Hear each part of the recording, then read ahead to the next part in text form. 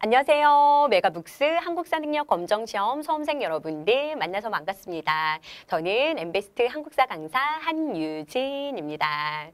우리 수험생 여러분들 만나서 반갑고요. 오늘 우리가 한국사 능력 검정 시험 초급 37회 기출문제 해설 강의로 만나게 되었습니다. 이번 37회 초급 시험 어떠셨나요? 문제 풀어보신 분들도 계실 거고 시험을 보신 분들도 계실 것 같은데요. 이번 37회 초급 시험은 굉장히 좀 쉬운 편이었다라고 보여집니다. 몇몇 까다로운 문제들도 있었지만 전반적으로 봤을 때는 그리 어렵지 않은 쉬운 난이도의 문제였다라고 보여져요. 그래서 문제를 보면 그냥 바로 답을 찾을 수 있는 꼬지 않은 문제들이 좀 많았던 것 같고요. 그래서 어느 정도 공부하셨던 분들이라면 거의 다 대부분 합격을 하지 않았을까라고 생각이 되어집니다. 이번 초급 합격률 또한 굉장히 높은 편이었어요. 76.2%의 아주 높은 합격률을 보이고 있었고요.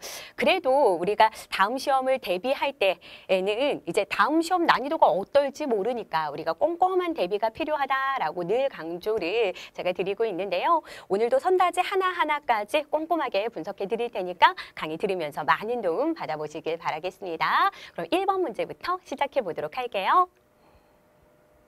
자, 1번 문제부터 시작해 보도록 하겠습니다. 가에 들어갈 문화유산 스탬프로 옳은 것을 고르라는 문제인데요. 신석기 시대 문화유산 둘러보기라고 스탬프가 나와 있습니다. 신석기 시대를 묻고 있는 문제인 것 같아요. 빗살무늬 토기와 가을돌, 가을판이 나와 있는데 빗살무늬 토기 대표적인 신석기 시대의 유물이죠. 곡식을 저장하거나 음식을 조리할 때 썼던 도구이고요. 가을돌과 가을판은 곡식을 가루로 만드는데 사용했던 도구입니다. 그거 말고도 어떤 신석기 시대 문화유산이 있는지를 고르라는 문제예요. 첫 번째 다보탑이 나와 있는데 이 다보탑은 신석기 시대하고는 좀 관련이 없죠. 이것은 통일신라 시대의 탑입니다. 어디에 가면 볼 수 있나요? 불국사에 가면 확인해 볼 수 있는 탑이고요. 불국사에서 볼 수 있는 탑, 다보탑과 불국사 3층 석탑이 있다라는 거 기억해 두시고 다 시대는 통일신라 시대라는 거 알아두셔야 됩니다. 두 번째, 천마도가 나와 있습니다. 이 천마도는 신라 천마총에서 발견된 말의 장리인데요. 이것은 절대 벽화가 아닙니다. 천마도를 벽화라고 착각하시는 분들이 굉장히 많으신 것 같아요. 근데 벽화가 아니고 이것은 말을 탈 때 안장 밑에 까는 장리입니다. 말의 뭐 배가리개라고도 볼 수 있는데요. 흙이 튀지 않도록 안장 밑에 까는 그런 용도로 사용됐는데 거기에 그려진 그림이 바로 천마도죠. 그 다음에 가락바퀴가 나왔습니다. 가락바퀴 대표적인 신석기 시대 문화유산 맞죠? 정답은 3번이 되겠고요. 이 가락바퀴에서 실을 뽑아서 그것을 뼈바늘에 꿰어서 의복을 제작하는 그런 도구로 이용한 것이 가락바퀴와 뼈바늘이다라는 거 알아두시면 되겠습니다. 옥과 그물을 제작했던 것이죠. 그랬던 도구죠.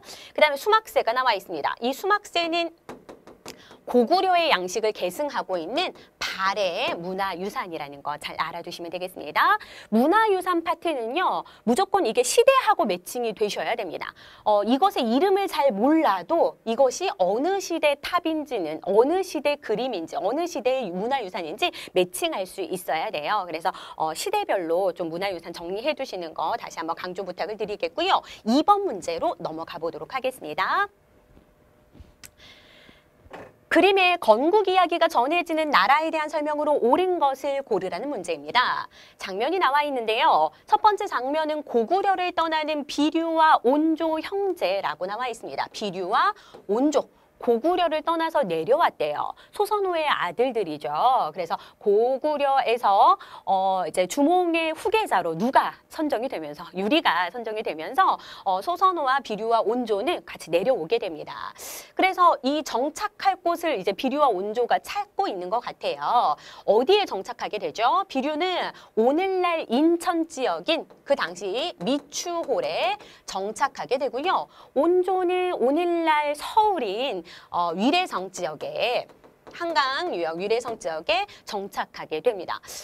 나중에 이 비류가 세운 미추홀은요 멸망하게 돼요. 그래서 이쪽으로 흡수가 됩니다. 그쪽은 아무래도 바닷가 주변이다 보니까 농사짓기가 적절하지 않았던 것 같아요. 그래서 이 민들이 이 온조 집단으로 흡수되면서 백제라는 나라가 세워지게 되는 거죠. 원래 이 온조가 처음 세웠을 때는 이름이 십제였다라고 했죠.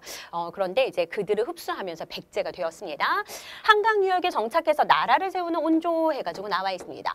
그러면 이것은 어느 나라의 건국 이야기입니까? 바로 백제 건국 이야기라는 거 우리 확인해 볼 수 있겠습니다. 한번 찾아볼게요. 그럼 백제와 관련된 설명을 고르면 되겠죠. 대가야를 정복한 것은 바로 신라 진흥왕 때의 일입니다. 진흥왕. 이 가야가 신라에 의해서 정복이 되는데 금광가야는 누구에 의해서? 신라 법흥왕에 의해서, 그리고 이 대가야는 신라 진흥왕에 의해서 정복당한다라는 것도 알아주시면 좋겠고요. 그다음 외에 칠지도를 보냈다. 7개의 가지가 달린 검입니다. 백제 왕이 외왕에게 하사했던 검이죠. 그 칼.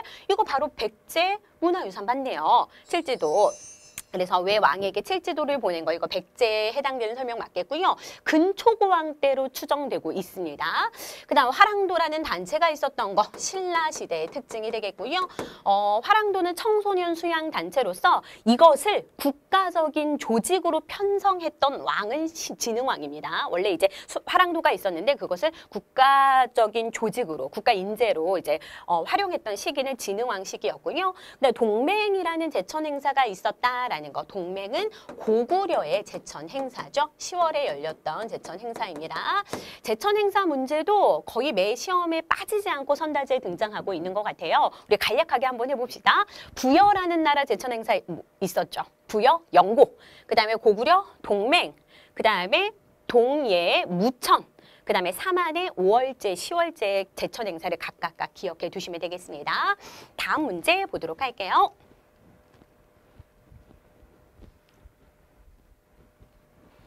다음 퀴즈의 정답으로 옳은 것을 고르라는 문제인데요. 우리 역사 퀴즈 대회가 나와 있습니다. 신라의 이 왕은 이사부를 보내어 우산국을 정복했대요. 이 신라 왕은 누구일까요? 굉장히 쉬운 문제입니다. 이사부를 보내어서 우산국을 정복했던 왕 신라 6세기 초반의 지증왕 얘기하고 있는 거죠. 정답은 3번이 되겠고요. 지증왕의 업적. 우상국 정복 말고도 굉장히 중요한 업적들이 많이 있습니다. 그것도 좀 알아두시면 좋을 것 같아요. 우리가 신라라고 부르는 이 신라라는 국호를 만든 것도 지증왕 시기입니다. 그리고 그 전에는 왕을 왕이라고 부르지 않고 마립간이라고 불렀었어요. 근데 이것도 이제 왕호가 계속 변천이 되는데 왕이라고 부르기 전에는 마립간이라고 불렀는데 그것을 왕의 칭호로 바꾼 왕도 지증왕입니다. 지증왕 때부터 왕이라고 불렸다라는 거죠. 이거 외에도 지증왕 시기에 기억해 두어야 될 거. 초급 수준에서는 순장이 금지되고 순장이 금지된 것도 지증왕 시기, 그다음 우경이 실시된 것도 지증왕 시기, 이런 것들 좀 기억해 두시면 좋을 것 같아요. 우경이라는 것은 소를 이용해서 농사 짓는 거 말하는 거고요. 순장이라는 것은 지배계층이 죽었을 때 그 집안에 이런 노비나 이런 산 사람을 같이 매장하는 제도였죠. 그것을 금지시킨 시기도 지증왕 시기입니다. 이 정도. 지증왕도 시험 문제 잘 나오는 왕 중에 하나니까 그 업적별로 정리해 두시면 되겠고요. 나머지 왕들 간단하게 정리합니다. 신문왕은 통일신라 시대의 왕이죠. 통일신라, 무열왕, 그 다음에 문무왕, 그 다음에 신문왕이 있었는데요. 이 신문왕 때 전제왕권이 확립되는 시기가 이 시기입니다. 왕권을 굉장히 강화하게 되죠.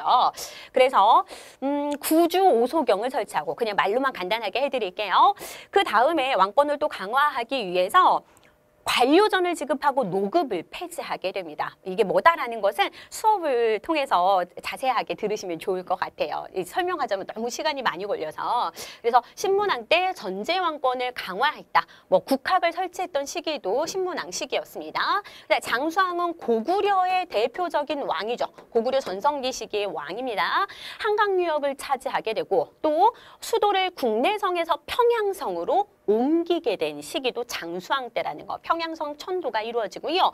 그렇게 남진 정책을 추진해서 백제의 한성을 공격해서 누구를 전사시킵니까? 계로왕을 죽이게 되죠. 그렇게 이제 백제에도 큰 피해를 입혔던 왕이 장수왕이고요. 아버지를 위해서 아버지의 업적을 기리기 위해서 광개토대왕 능비 건립을 했고요. 그 다음에 자신이 한강유역을 차지한 것을 또 업적을 남기기 위해서 충주 고구려비를 지금 충주 지역에 세우게 됩니다. 그런 업적들이 있다는 것도 알아두시고요. 근데 근초고왕은 백제의 전성기 왕이에요. 백제 전성기 왕, 4세기 근초고왕 시기. 이 근초고왕은 왕위의 부자 상속제를 확립하게 되고요. 또 이 시기에 또 왕권이 강합니다. 그래서 요서산둥, 그 다음에 일본의 규슈 지역으로 진출하게 되어서 여러 나라하고 교류하게 된다라는 것도 알아두시면 되겠습니다. 그 다음에 위쪽으로 가서 평양성을 공격해서 고국원 왕을 전사시키기도 했던 시기가 근초고왕 시기죠. 그 정도로만 기억하시면 될 것 같고요. 여기선 중요한 게 왕별로 이제 그 업적을 기억해 두시는 게 중요한 포인트라고 볼 수 있겠습니다. 다음 문제 한번 보도록 할게요. 4번 문제입니다.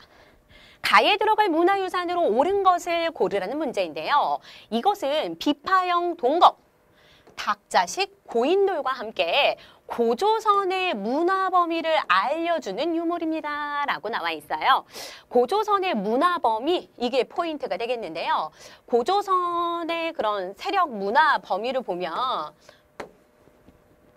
어때요? 한반도 북부에서부터 이 만주, 요동 지역까지 이 문화 범위가 이렇게 나타나고 있는데요. 이것들, 이 지역에 고조선 세력이었던 곳에 비슷한 문화유산들이 나타나고 있다라는 거예요. 그 대표적인 것이 빛파형 동검, 그 다음에 탁자식 고인돌, 하나는 미송리식 토기입니다. 제가 수업 시간에 빛, 탁, 미를 기억하라고 강조를 많이 해요. 빛, 탁, 미.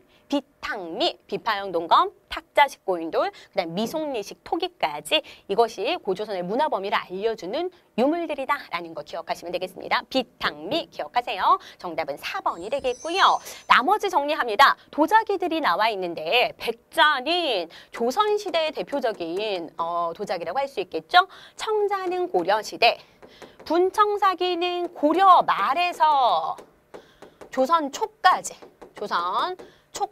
등장하는 자기라고 볼 수 있겠습니다. 이 자기도 한번 간단하게 정리를 해드리자면 고려시대 청자가 유행하게 되고요. 그러다가 이제 고려시대 청자 유행, 청자가 쭉 유행하게 되는데 다양한 기법들이 있는데 고려시대만의 그런 독자적인 기술인 상감기법이 들어간 발음이 안 돼요. 상감청자가 유행하게 되고, 그리고 고려 말에 분청사기, 이 분청사기는 고려 말에서 조선 초까지, 그리고 조선시대에는 백자, 조선 후기에는 청화백자, 백자에다가 파란색으로 그린 거 있죠. 이런 식으로 자기가 변천하게 된다라는 것도 정리해 두시면 되겠습니다. 여기까지가 고려, 여기서부터는 조선이라고 보시면 되겠네요. 여긴 조선, 그 다음에 여기는 고려. 다음 문제 넘어가 보도록 할게요.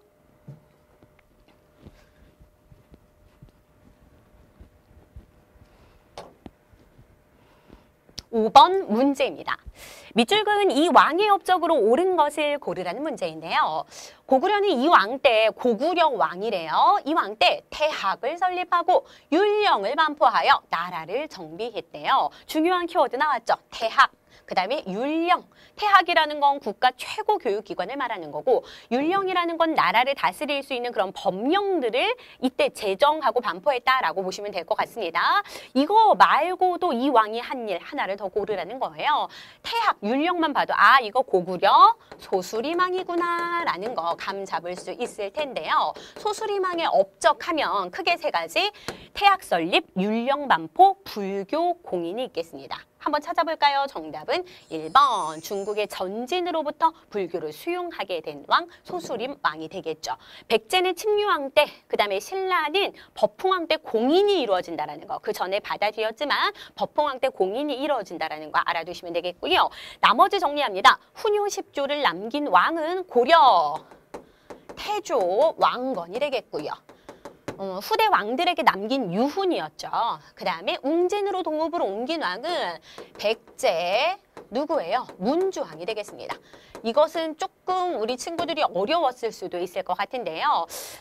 백제 수도 천도를 한번 볼까요?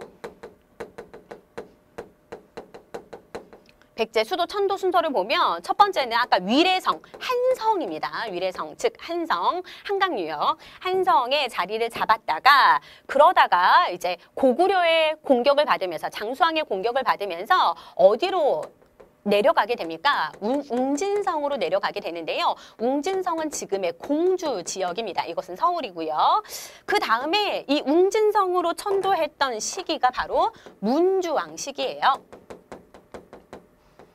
그리고 나중에 또 사비성으로 천도해서 사비성은 오늘날의 부여 지역입니다. 성왕 때 사비성으로 천도해서 백제의 중흥을 꿈꿨지만 결과적으로 나중에 이제 성왕도 결국엔 전사하게 되고 백제가 잠깐 한강유역을 차지하기도 했지만 또다시 신라에게 빼앗기는 그런 일들이 벌어지게 되죠. 그래서 백제 수도 천도 순서를 좀 기억하시고 웅진성으로 천도했던 것은 문주왕이다. 근데 시험 문제에는 이거보다 성왕이 훨씬 더 잘 나와요. 성왕 때 사비성, 오늘날 부여지역으로 천도하게 되고 국호를 남부여로 고쳤다라는 거. 그것이 훨씬 더 중요하니까 이 부분을 좀 기억하시면 더 좋을 것 같아요. 다시 갑니다. 그래서 웅진으로 도읍으로 옮겼던 건 백제의 문주왕. 그 다음에 국경에 천리장성을 쌓았다라는 거. 천리장성은 크게 두 번이 있습니다. 고구려 때도 있었고요.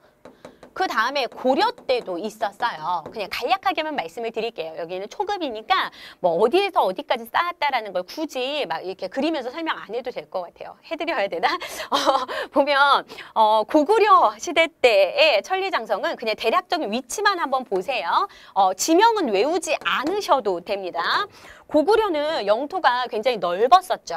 그래서 이 요동반도 이 위쪽까지 고구려 영토가 있었기 때문에 고구려 시대 때에는 수나라가 있었고 그다음 옆에 당나라가 있었죠. 수나라가 멸망하고 당나라가 들어섰는데 수나라 멸망 이후에 당 침략에 대비해서 당나라가 쳐들어올 것을 대비해서 부여성에서 비사성까지 이렇게 천리장성을 쭉 쌓게 됩니다. 고구려 때는 여기예요. 이게 고구려. 고려 때에는 어디입니까? 이 압록강유역, 압록강에서 도련포까지. 압록강유역에서 도련포까지 쌓게 되는 거죠. 그래서 위치가 다르다라는 걸 좀 알아두시면 될 것 같아요. 고려시대. 그 다음에 그러니까 이 왕은 고구려 왕이 아니니까 틀린 선택지가 되겠죠. 다음 문제로 넘어가 보도록 할게요. 6번 문제입니다. 가에 들어갈 문화유산으로 옳은 것을 고르라는 문제인데요. 백제의 유적을 찾아서라고 나와 있어요. 충청남도 부여군 일대를 답사하려고 계획을 세우는 모양입니다. 가볼 곳은 부소산성. 이 부소산성이 방금 얘기한 사비성이에요. 사비성. 마지막에 백제가 그 사비성으로 오늘날 부여 지역으로 천도했다라고 얘기했죠. 그 사비성이 부소산성입니다. 그리고 부여에서 볼 수 있는 능산리, 고분군도 대표적인 부여 백제 유적지라고 볼 수 있겠네요. 그거 말고도 어떤 것이 있는지 한번 찾아볼게요. 보니까 석굴암 본존불상이 나와 있습니다. 석굴암 본존불상은 어디 가면 볼 수 있습니까? 경주에 가면 볼 수 있죠. 즉 이것은 통일신라 시대의 대표적인 문화유산이라는 거 알아두시면 되겠고요. 그다음 정림사지 5층 석탑, 이것이 바로 백제의 전형적인 탑입니다. 백제의 탑 정림사지 5층 석탑과 미륵사지 석탑 두 개 기억해 두시면 좋아요. 이거 백제니까 이거 부여에 가면 볼 수 있습니다. 이건 백제 시대. 부여. 정답은 2번이 되겠네요. 그다음 해인사 장경판전이 나와 있습니다. 이 해인사 장경판전은 뭐를 보관하고 있는 장소예요?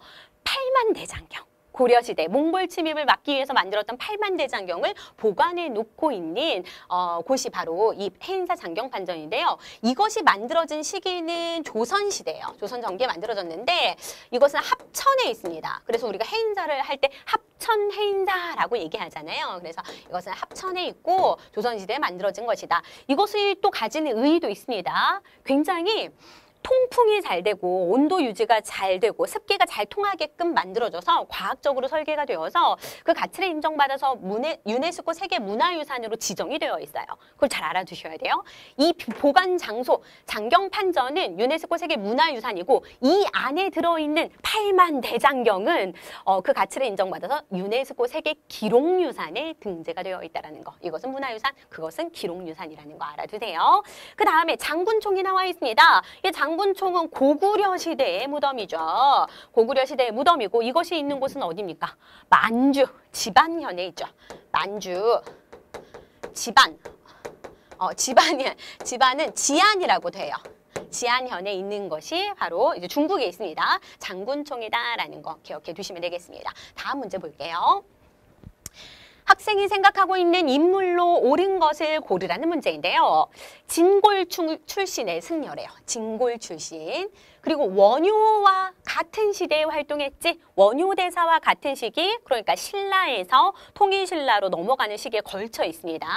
그리고 신라 화엄종을 열고 부석사를 세웠어라고 얘기하고 있어요. 이게 아주 중요한 키워드가 되겠습니다.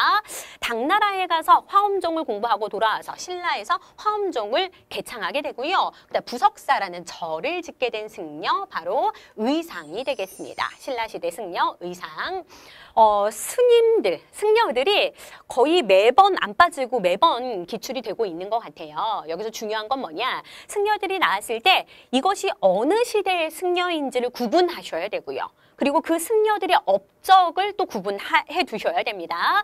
많은 친구들이 이게 고려시대 승려인지 아니면 신라시대의 승려인지 많이들 헷갈려 하세요. 구분하셔야 됩니다. 의상과 그다음 원효와 의상, 그리고 이 해초는 신라시대 승려예요. 이 원효하고 의상은 신라에서 통일신라 시기까지 거쳐 산 인물들이고 해초는 통일신라 시대 인물입니다. 그리고 여기 나와 있는 의천과 진울은 고려시대 승려죠. 구분해 두셔야 돼요. 이것은 고려시대 승려이다라는 거. 그럼 나머지 보기 정리할게요. 먼저 이 해초부터 한번 해볼까요? 해초는 통일신라 승려인데 해초가 쓴 책을 잘 기억하셔야 됩니다. 시험 문제 잘 나오죠?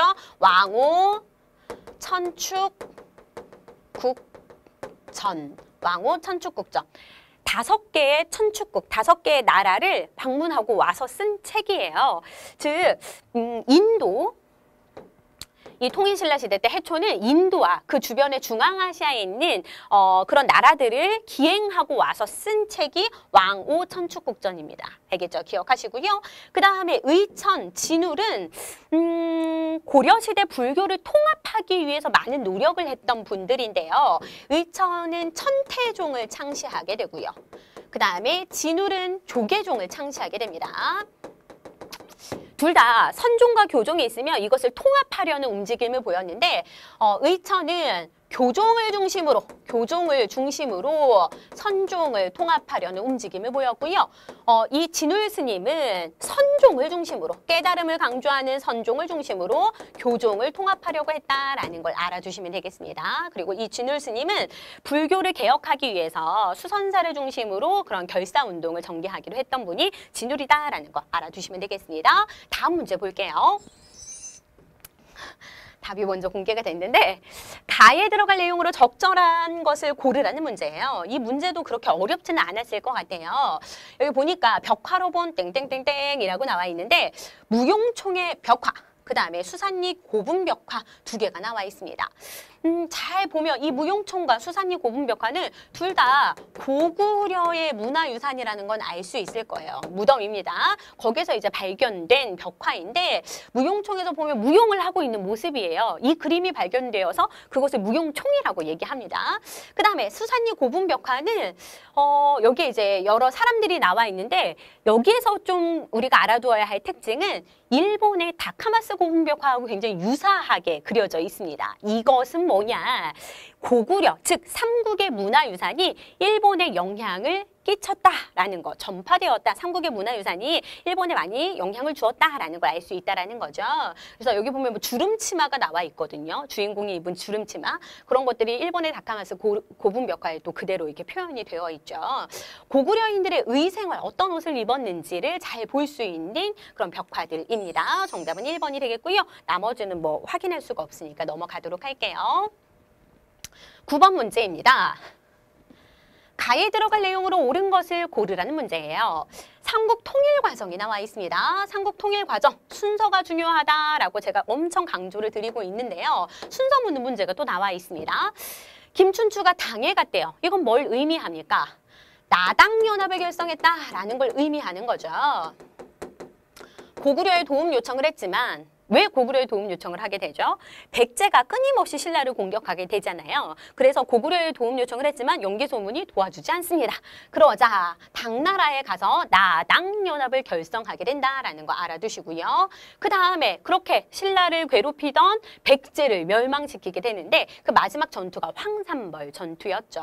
황산벌 전투에서 백제의 계백장군의 활약이 있었다는 거 알아주시고요. 하지만 그런 활약에도 불구하고 결국에는 백제가 멸망하게 됩니다. 660년에 백제가 멸망하게 된다는 것, 황산벌 전투에서 백제가 패하게 된다는 거 기억하시고요. 이 말은 다른 말로 백제의 수도가 함락당했다라고 해서 마지막 수도였던 사비성 함락이라고 나오기도 합니다. 같이 기억해 두시면 좋아요. 그 다음에 백제를 멸망시킨 다음에 고구려를 멸망시키게 되는데 고구려의 수도였던 평양성을 함락하게 됩니다. 이거는 고구려 멸망이라고 볼 수 있겠죠.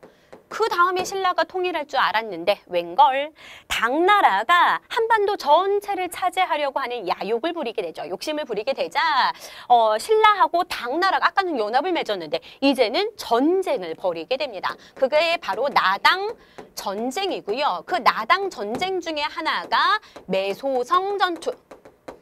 매소성 전투라는 육군 싸움이 있었고요. 그 다음에 기벌포 전투라는 수군 싸움이 있었습니다. 이건 675년, 이건 676년이에요.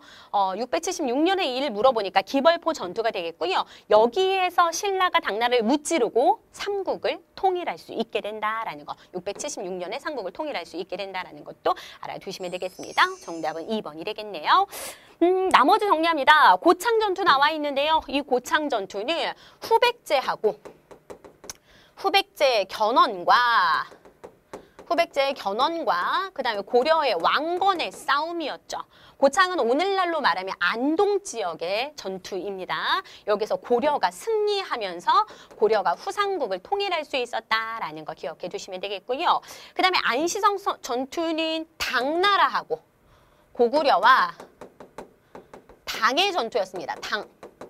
고구려와 수의 전투는 살수대첩이고 그 다음에 고구려와 당나라의 전투는 안시성 전투라는 거 기억하시면 되겠고요. 이때 안시성의 성주와 그 성민들이 아주 힘써 싸워서 당군을 무찌를 수 있었다라는 것도 알아주시면 되겠습니다. 처인성 전투는 고려와 몽골의 전투죠. 몽골 2차 침입 때입니다. 이때 활약했던 그 승장이 있었죠. 바로 김윤후를 기억하시면 되겠습니다. 김윤후가 이 처인성 전투에서 이 몽골의 적장 살리타를 사살하게 되면서 우리가 또 승기를 잡게 된다라는 것도 알아두시면 되겠습니다. 다음 문제 보도록 할게요. 10번입니다. 밑줄 그은 이곳에서 볼 수 있는 문화유산으로 옳은 것을 골라보래요. 오늘은 중국 여행 마지막 날이래요. 우리 일행은 고구려의 수도였던 국내성터와 그 주변을 둘러보았대요. 이 지역을 둘러보았다. 이곳에 고구려 유적은 유네스코 세계유산으로 등재되어 있다. 책으로만 보던 유적을 직접 보니 느낌이 새로웠대요. 국내성터와 그 주변, 고구려의 그런 왕궁들, 궁궐터 이런 것들이 다 지금 그 유네스코 세계문화유산에 등재가 되어 있습니다. 그럼 그와 관련된 거 한번 찾아보도록 할게요. 첨성대가 나와 있습니다. 이 첨성대는 신라시대, 경주에 가면 볼 수 있죠. 신라시대 천문을 관측하는 기구였죠.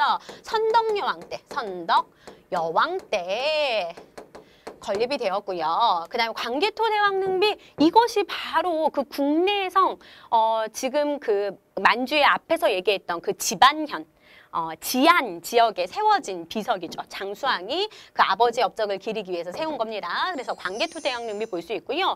우리 들어봤을 거예요. 뭐 환도산성이나 오녀산성 이런 것들이 다 유네스코 세계문화유산에 등재가 되어 있습니다. 그 지역이죠. 국내성 근처죠. 그 다음에 금산사, 이 금산사는 절로 하면 이 금산사라는 절은 백제 무왕 때 건립이 되었고요. 이 미륵전이라는 이 건물은 조선 후기 때 건축이 된다라는 거 알아두시면 되겠습니다. 금산사는 시험 문제 나올 포인트가 후백제에서 신검이 왕위를 신검이 아니죠. 죄송합니다. 견훤이 왕위를 신검에게 물려주지 않고 넷째 아들인 금강이에게 물려주려고 할 때 첫째 아들 신검이 이건 있을 수 없는 일이야 하면서 아버지 견훤을 가뒀던 곳이 바로 금산사죠. 금산사에 유폐시키자 견훤이 이제 고려에 투항하고 넘어간 일이 있었죠. 그래서 그와 관련되어서 금산사 잘 물어보니까 좀 알아두시면 좋겠고요. 그 다음에 지산동 고분군이라고 나왔습니다. 이 지산동 고분군은 어디에 있어요? 고령에 있죠. 고령 대가야의 그런 유적들이라고 볼 수 있겠습니다. 대가야의 유적. 이렇게 정리하고요. 네, 이어서 다음 문제 살펴보도록 하겠습니다. 자, 11번 문제 풀어보도록 하겠습니다. 다음 가상 다큐멘터리에서 볼 수 있는 장면으로 적절한 것을 고르라는 문제인데요. 분열의 시대를 극복한 왕건이 나와 있습니다. 후삼국 시대의 혼란한 상황에서 왕건이 고려를 건국하고 후삼국을 통일하는 과정을 보여주는 다큐멘터리래요. 여기에 들어갈 수 있는 장면 한번 골라봅시다. 소손영과 단판을 짓는 서희라고 나와 있는데요. 이것은 고려 시대 때 10세기 말에서 11세기 초에 거란이 침입하게 되는데 그 시기 때 서희가 거란 몇 차 침입이에요? 1차 침입 때 거란의 장수 소손영과 외교 단판으로 강동 6주를 획득한 그 장면인 것 같습니다. 시기가 한참 뒤니까 1번은 적절하지 않은 장면이고요. 그다음 진포에서 왜구를 물리치는 최무선이라고 나와 있어요. 이것은 고려 말이죠. 고려 말에 왜구가 우리나라에 자주 이제 침입을 하게 되는데 최무선이 뭐를 개발해서 화약과 화포를 개발해서 진포대첩에서 왜구를 크게 무찌를 수 있었다라는 거 알아두시면 되겠습니다. 그래서 화포 최무선 하면 진포대첩을 기억하시고요. 그 다음 왜구를 격퇴한 사건이다라는 것도 잘 나오니까 기억해 두시면 좋겠습니다. 그 다음에 왕위에서 쫓겨나는 궁예라고 나와 있는데 이게 정답이 될 수 있겠네요.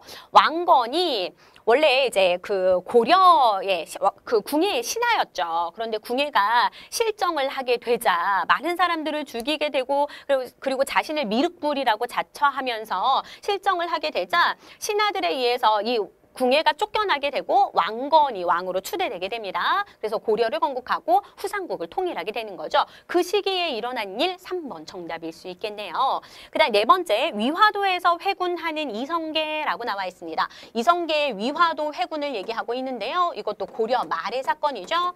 이 위화도 회군으로 이성계가 실질적인 권력을 장악하게 되고 정치 군사적 실권을 장악해서 조선을 건국하게 된다라는 것도 기억해 두시면 되겠습니다. 다음 문제 보도록 할게요. 가 국가에 대한 설명으로 옳은 것을 고르라는 문제입니다. 재미있는 땡땡의 역사라고 나와 있는데요. 딱 보니까 이불 병좌상이 나와 있습니다. 이불 병좌상이 나와 있는데 두 명의 부처가 좌상 앉아 있다라는 거예요. 이것은 발해의 대표적인 문화유산인데요. 발해에 해당하는 설명 고르라는 문제입니다. 친절하게 목차까지 나와 있어요. 대조영 나라를 세웠다라는 거. 발해 고왕이죠. 첫 번째 왕. 그 다음에 무왕, 당을 공격하다. 조금 어렵게 나오면 무왕에 관련된 문제 잘 출제가 될 수 있습니다. 무왕 때는 당나라와 적대 관계였어요. 왜냐하면 나당연합군이 어디를 멸망시켰어요? 고구려를 멸망시켰잖아요. 근데 이 발해는 고구려를 계승한 국가입니다. 그러니까 당나라가 싫었겠죠. 그래서 무왕 때 당을 공격했어요. 장문휴로 하여금, 이 인물 이름 좀 기억해 주시면 좋아요. 장문휴로 하여금 산둥반도, 당의 산둥반도를 공격하게 합니다. 그래서 당나라와 무왕 때는 적대 관계에 있었다라는 걸 기억해 두시고요. 문왕 때는 당과 친선 관계로 전환되게 됩니다. 친선 관계를 유지하게 되고 상경으로 천도하게 되죠. 발해하면 4명의 왕이 시험 문제 잘 출제가 돼요. 대조영, 그다음에 무왕, 문왕, 그다음에 선왕입니다. 선왕은 왜 시험 문제가 잘 나오냐? 이때가 발해 전성기거든요. 전성기. 그래서 가장 영토가 또 영토가 굉장히 넓었던 시기이기도 합니다. 그래서 당나라에서 이 발해를 부를 때 바다 동쪽의 융성한 국가라고 해서 해동성국이라고 부르기도 했었죠. 그러면 이 국가에 대한 설명 한번 골라볼게요. 원나라의 간섭을 받았다. 원의 간섭을 받았던 건 고려시대이고요. 그 다음에 전성기에 해동성국이라고 불렸다. 바로 발해 선왕의 업적 얘기하고 있는 겁니다. 발해 선왕 때 그 이야기를 얘기하고 있는 거죠. 정답은 2번이 되겠고요. 전국을 구조 5소경으로 나뉘었던 거 이것은 통일신라 시대가 되겠고요. 진흥왕 때 한강유역을 차지했다. 이것은 신라시대가 되겠습니다. 한강유역을 차지했던 진흥왕, 전성기를 맞이했던 왕이죠. 다음 문제 보도록 할게요. 밑줄 그은 이날로 옳은 것을 고르라는 문제인데요. 이것은 세시풍속과 관련된 문제입니다. 여기 보니까 조선 후기 화가 신윤복이 그린 그림이래요. 그림에 조금 관심이 있는 친구들은 이 그림이 신윤복이 그린 단오풍정이다라는 거 잘 알고 있을 거예요. 근데 몰라도 문제 쉽게 풀 수 있을 것 같습니다.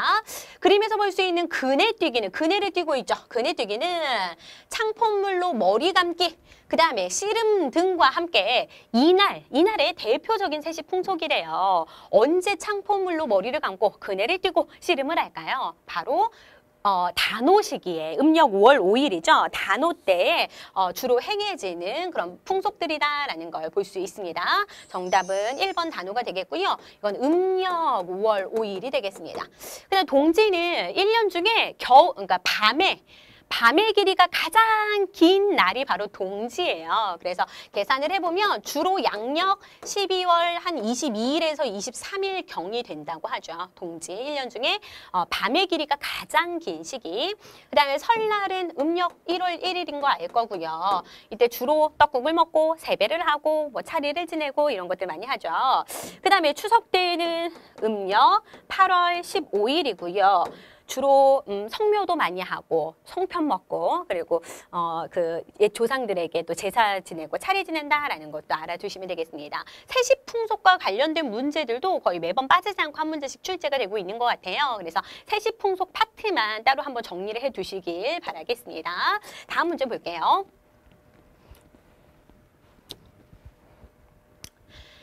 14번 문제입니다. 다음 가상 인터뷰에 등장하는 왕으로 옳은 것을 고르라는 문제인데요. 그동안 고려의 왕으로서 하신 일에 대해서 말씀해 주시겠습니까? 라고 묻고 있어요. 고려의 왕이래요. 최승로의 건의를 받아들여서 최승로에 뭐가 있었죠? 시무 28주가 있었습니다. 유교를 정치 이념으로 삼았고 12목을 설치하고 12목의 지방관을 파견하였습니다. 라고 얘기하고 있습니다. 바로 이 왕은 고려 성종을 얘기하고 있는 거죠. 제가 문제가 초반에 쉬웠다라고 말씀드렸는데 거의 문제를 읽으면 바로 답을 찾을 수 있게끔 이런 식의 문제가 많았던 것 같아요. 그래서 역시 왕의 업적을 물어보고 있는 문제였습니다. 고려시대 때에는 왕의 업적 거의 초급에서는 4명만 나온다고 보시면 돼요. 태조 왕건, 그 다음에 광종, 그 다음에 성종, 그 다음에 공민왕. 까지 고려시대에는 4명의 왕의 업적이 출제가 된다는 거 알아두시고요. 광종하면 뭐 기억하셔야 돼요? 노비안건법, 그 다음 과거제, 그냥 첫 번째 말만 쓸게요. 노비안건법, 과거제로 왕권을 강화했다라는 거. 성종은 지금 여기 나와 있습니다. 최승로의 건의를 받아들여서 지방관을 파견하고 유교 정치를 실시했다라는 거. 그 다음에 고려 후기의 공민왕은 반원자주개혁을 펼쳤죠. 반원자주개혁. 원나라의 지배 간섭으로부터 벗어나기 위해서 친원파들을 숙청하고 또 어떤 것들이 있었어요. 쌍성 총관부를 공격해가지고 천령 이북당을 수복하고 우리나라에서 유행하고 있는 몽골풍을 금지시키고 등등등등 여러 반원 자주개혁을 실시했던 왕이 공민왕이다라는 거 알아두시면 되겠습니다.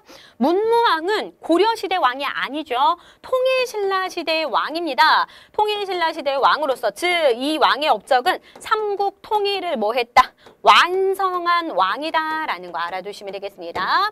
무열왕 때부터 이제 백제를 멸망시키고 그런 통일 과정에 통일 전쟁에 들어가게 되는데 문무왕 때, 무열왕의 아들인 문무왕 때 삼국 통일이 완성된다라는 것까지 알아두시면 되겠습니다. 다음 문제 볼게요. 가에 들어갈 내용으로 옳은 것을 묻고 있는 문제인데요. 여기 보니까 사상은 성리학이고 주요 인물로는 정몽주, 정도전, 조준이 있대요. 이것만 봐도 아 이거 고려 말에 성장한 신진사대부다라는 거 알 수 있어야 되는데요. 정치적 입장으로 보면 권문세족을 비판하고 고려 사회 개혁을 주장했던 그런 세력들이래요. 정답은 고려 말에 성장한 신진사대부가 되겠습니다. 여러 지배계층들이 나와 있는데 고려시대의 지배계층은 흐름 순서대로 좀 기억해 두셔야 돼요. 간단하게 한번 정리를 해드릴게요. 고려 지배층들을 한번 흐름별로 한번 보도록 하겠습니다. 고려 초기에는 아무래도 신라 말기 때부터 권력을 잡고 또 사회 개혁을 추진했던 세력들, 즉 지방의 호족과 그다음에 중앙의 육두품 세력들. 육두품들이 서름이 되게 많았었잖아요. 그 신분제 하에서, 골품제 신분제 하에서. 그래서 사회 개혁을 추진했던 그런 세력들이죠. 이런 세력들이 권력을 차지하다가 이런 세력들이 가문을 이루면서 혼인관계로 가문을 이루고 또 그 관직을 대대로 세습하면서 문벌 귀족화됩니다. 문벌 귀족. 그러다가 이 문벌 귀족이 무신정변으로 이제 문벌 귀족들이 많이 제거가 되고 무신들이 권력을 잡게 됩니다. 무신정변으로. 그리고 난 다음에 원간섭기가 있었어요. 원간섭기. 그러면서 원내 친한 세력들, 친원파 세력들인 권문세족. 몽골 침입 이후에 원과 친한 세력인 권문세족이 형성이 되고요. 이들이 이제 지배계층으로 자리 잡다가 이들을 비판하면서 등장한 지방의 중소지주층, 바로 신진사대부가 있었죠. 신진사대부, 성리학을 주요 사상 기반으로 삼고 사대부. 그 다음에 뭐 권문세족을 비판하고 고려의 그런 타락한 그런 생활상, 사회상을 비판하면서 새로운 사회 건설을 또 주장했던 세력이 신진사대부가 되겠습니다. 신진사대부는 온건파 사대부와 그 다음에 급진파, 혁명파 사대부로 나뉜다라는 거. 혁명파 사대부들과 신흥무인 세력과 손을 잡고 조선이 건국된다라는 거. 즉, 이 신진사대부는 조선 건국 세력 중에 하나라는 걸 기억해 두시면 되겠어요. 그래서 고려의 지배계층 순서가 이렇게 간다라는 거 알아두시면 되겠습니다. 그럼 다시 다음 문제 넘어가 보도록 할게요. 그래서 나머지 보기 정리한 거예요. 넘어갑니다. 다음 인물 카드 주인공의 업적으로 옳은 것을 고르라는 문제인데요. 앞면에 인물의 그 모습이 나와 있고 고려 문종 때 과거에 급제하게 된대요. 고려시대 인물입니다. 그리고 별무반을 설치할 것을 건의하게 되는데요. 별무반 나오면 딱 이거 고려 윤관이구나 라는 거 감 잡을 수 있어야 됩니다. 윤관이 왜 별무반 설치를 건의했을까요? 별무반이라는 것은 여진을 정벌하기 위해서, 여기 답이 나와 있나요? 여기 나와 있죠. 여진을 정벌하기 위해서 만든 특수 부대입니다. 여진족이 아무래도 기마병들이 많아요. 기병들이 굉장히 이렇게 활성화되어 있죠. 말을 타는 기병들이 많은데 우리나라 군대는 다 그냥 걸어서 싸우는 보병 중심이었어요. 전투가 여기저기서 이제 있었지만 우리나라가 그게 상대가 되질 않는 거죠. 보병하고 기병은. 그래서 이 여진을 정벌하기 위해서는 우리도 기병 중심의 부대를 만들어야 됩니다라고 해서 별무반을 설치하게 됩니다. 그래서 이 별무반은 신기군을 중심으로, 이 신기군이 기병 중심의 부대예요. 그 다음에 신보군도 있었습니다. 이 보군은 보병 중심이고요. 보병. 그 다음에 항마군도 있어요. 항마군. 항마군은 승려 병사들, 승병으로 구성이 되었습니다. 고려시대가 불교 국가였으니까요. 그래서 신기군, 신보군, 항마군으로 구성이 되어 있고 신기군 중심의, 기병 중심의 부대가 바로 별무반이다라는 거 알아두시면 되겠습니다. 그래서 여진을 정벌하고 여진 정벌한 다음에 동북 쪽에 9개의 성을 설치할 수가 있게 되었죠. 나중에 여진족이 이걸 반환해달라고 요구하게 되자 결국에 이 동북 구성은 여진족에게 반환하게 됩니다. 원에서 목화씨를 들여온 인물은 누구예요? 문익점. 그래서 들여와서 솜옷과 솜이불 이런 것들이 많이 이제 활성화가 되어서 백성들에게 보급해서 백성들의 생활을 편안하게 해준 인물이기도 했죠. 문익점. 살수에서 수의 군대를 물리친 거, 고구려와 수의 전쟁입니다. 살수 대첩. 바로 을지문덕 장군이 되겠고요. 그 다음에 강우량을 재기 위해서 치국이를 만든 인물, 바로 조선시대 세종 때의 장영실이라는 인물이죠. 장영실. 조선시대 과학자 장영실. 정답은 3번이 될 수 있겠네요. 다음 문제 보도록 하겠습니다. 가에 들어갈 내용으로 옳은 것을 고르라는 문제입니다. 고려시대 경제활동에 대해서 알려주세요 라고 나와 있어요. 고려시대 경제활동입니다. 나전칠기, 화문석, 종이 등을 수출했어요. 주로 나전칠기, 화문석, 종이는 어느 나라에 수출했을까요? 송나라에, 중국 송나라에 수출을 했습니다. 또 병난도를 통해서 국제무역을 하였어요. 국제무역항, 고려시대 대표적인 국제무역항 병난도가 있었습니다. 송나라 상인뿐만 아니라 뭐 아라비아 상인들과도 많은 교류가 이루어졌던 곳이 병난도죠. 그러면 그거 말고도 뭐가 있을지 한번 볼게요. 대동법이 시행되었어요. 만상이 청과 교역했어요. 모내기법이 전국으로 보급되었어요. 이것은 다 조선 후기입니다. 조선 후기의 경제 활동의 내용인데요. 그냥 간략하게만 말씀드리면 대동법이라는 것은 원래 특산물을 세금으로 냈었는데 특산물 대신에 토지를 기준으로 특산물 말고 쌀이나 그다음에 포, 옷감이나 돈으로 세금을 내게끔 했던 제도가 대동법입니다. 광해군 때 처음 이제 경기 지역에 시행이 되었죠. 그다음에 만상이 청과 교역을 하였어요 라고 나와 있는데 조선 후기에는 사상들이 막 성장하게 됩니다. 개인적으로 활동하는 상인들을 사상이라고 얘기하거든요. 만상이라는 것은 저기 의주 지역에 오늘날 신의주 있죠. 있으면 여기가 신의주거든요. 의주 지역에서 청나라 국경지대니까 이 의주 지역의 만상이 청과 교역으로도 많은 그런 부를 또 누릴 수가 있게 되었습니다. 만상이 청과 교역하였어요. 또 모내기법이 전국적으로 보급되었어요. 이 모내기법의 보급으로 인해서 쌀의 생산량이 많이 늘어나게 됩니다. 그래서 또 이모작을 또 할 수가 있게 되었고 많은 장점들이 있었죠. 이것은 다 조선 후기의 경제 상황이고 호리병 모양의 화폐인 은병을 사용하였어요. 사진으로도 좀 알아두셔야 돼요. 은병은 호리병 모양을 하고 있고 이것이 이제 고려의 지형을 본뜬 모습이다라고도 보여지는데 이것이 입구가 넓다라고 해서 은병을 활구라고도 해요. 활구. 입구가 넓다라는 거죠. 입이 넓다라는 거 활구라고 부르기도 합니다. 은이에요, 은. 그래서 이것을 화폐로 다른 나라하고 교역을 할 때 사용했던 바로 그런 돈의 역할을 했던 게 은병입니다.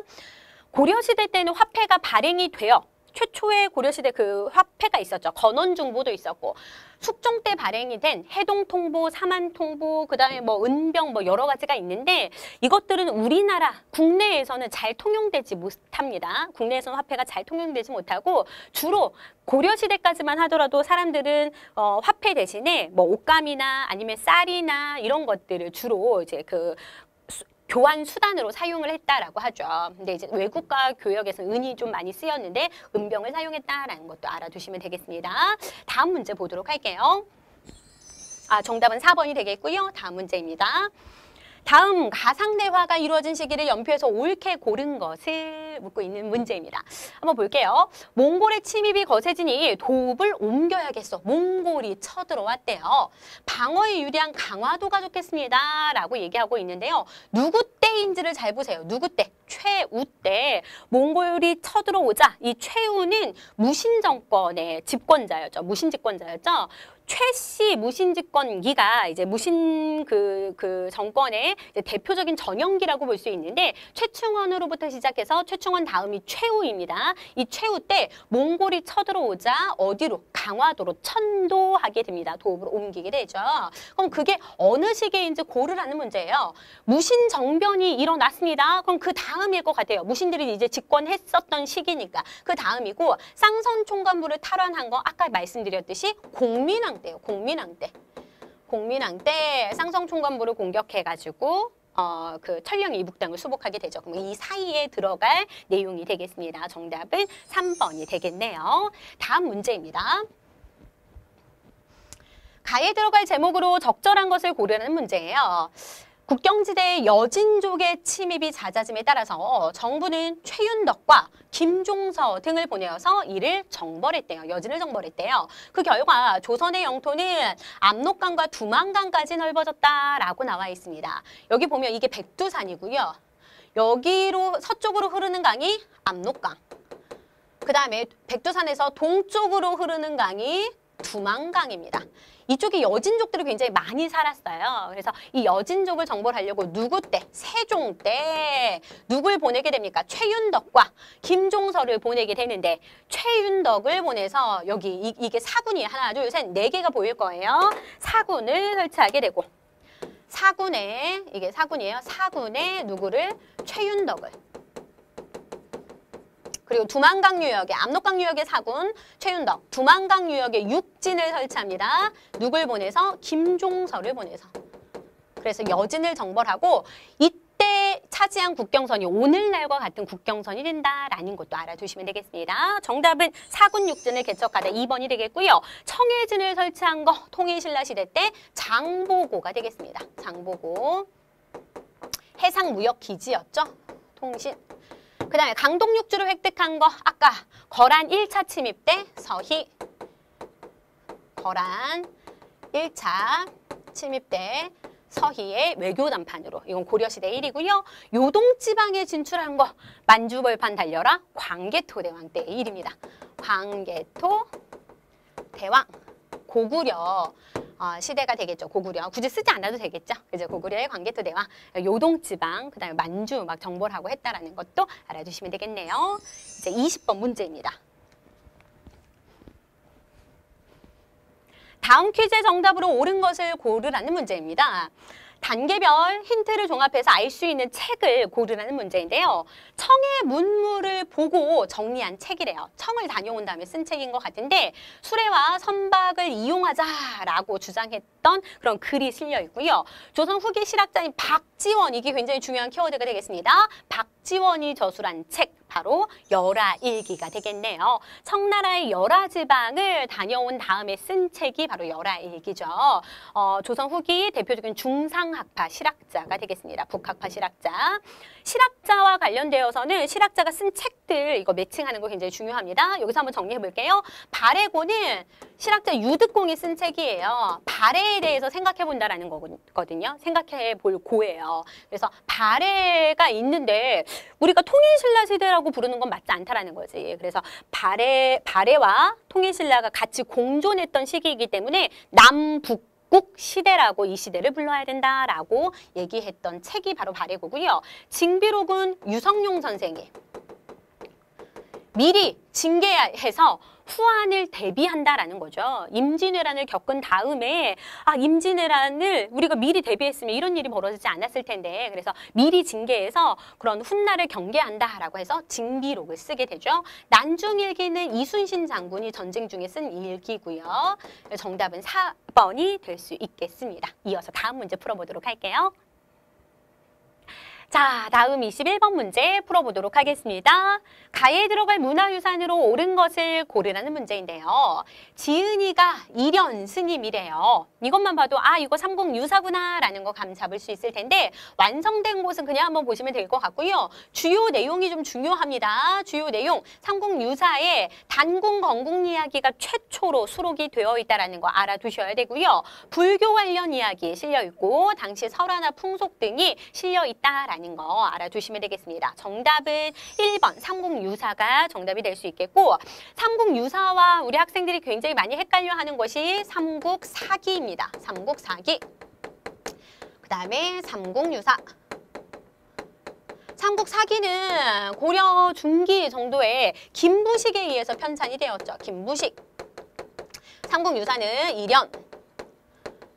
헷갈리지 말아야 되는 건 삼국사기가 먼저라는 거 기억하셔야 되고요. 삼국사기는 시옷 해서 외우시고 그다음에 유기라고 썼네요. 죄송합니다. 삼국유사.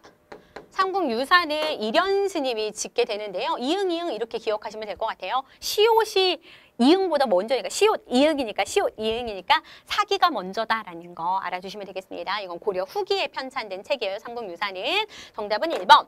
나머지 정리합니다. 직지심체요절 이것도 고려시대에 편찬된 하나의 책인데 이 직지심체요절은 굉장히 또 의미가 있고 시험 문제에도 잘 출제가 되는데요. 우리나라 최초로 금속 활자로 편찬된 책입니다. 그래서 우리나라뿐만 아니라 세계 최초이기도 해요. 그래서 세계에서 가장 오래된 금속 활자본이 직지심체 요절이다라는 거 알아두시고요. 고려시대 청주 흥덕사에서 이게 간행이 됩니다. 지금은 프랑스 국립도서관에 있고 이것은 그 가치를 인정받아서 유네스코 세계 기록유산에 등재가 되어 있다는 것도 알아두시면 되겠습니다. 왕호천축국전은 뭐가 중요해요? 아까 해초 스님이 썼다라고 얘기했습니다. 인도와 중앙아시아를 다녀온 후에 해초가 쓴 책이고요. 그 다음 무구정강 대다란이경은 불국사에 있는 불국사 3층 석탑 보수 과정에서 불국사 3층 석탑 보수 과정에서 발견된 불경이에요. 실제로 보면 굉장히 조그맣습니다. 두루마리 불경인데요. 이것이 있는데 이것은 우리나라 최초, 그러니까 세계 최초의 목판 인쇄물이라는 거. 이건 세계 최초의 목판 인쇄물, 이건 세계 최초의 금속 활자본이라는 거. 각각 알아두시면 되겠습니다. 이것은 통일신라 시대예요. 통신. 이건 고려고요. 넘어갑니다. 다음 문제 볼게요. 가에 들어갈 내용으로 옳은 것을 고르라는 문제입니다. 조선 정조에 대해서 검색해줘 라고 얘기하고 있어요. 그러니까 스마트폰이 찾은 것 같은데 정조에 대한 검색 결과입니다. 조선 22대 왕이고요. 사도세자와 해경궁 홍치 사이에서 태어났습니다. 업적을 보면 규장각의 기능을 강화시켰고요. 대전통편을 편찬했습니다. 규장각이라는 것은 왕실의 도서관인데 그냥 단순히 왕실의 도서관 역할만 하는 것이 아니라 학술, 정책을 연구했던 그런 정조의 왕권을 뒷받침했던 그런 기구였다라는 거 알아두시면 되겠고요. 대전통편은 정조시대 편찬된 법전입니다. 영종조식이 많이 헷갈릴 텐데요.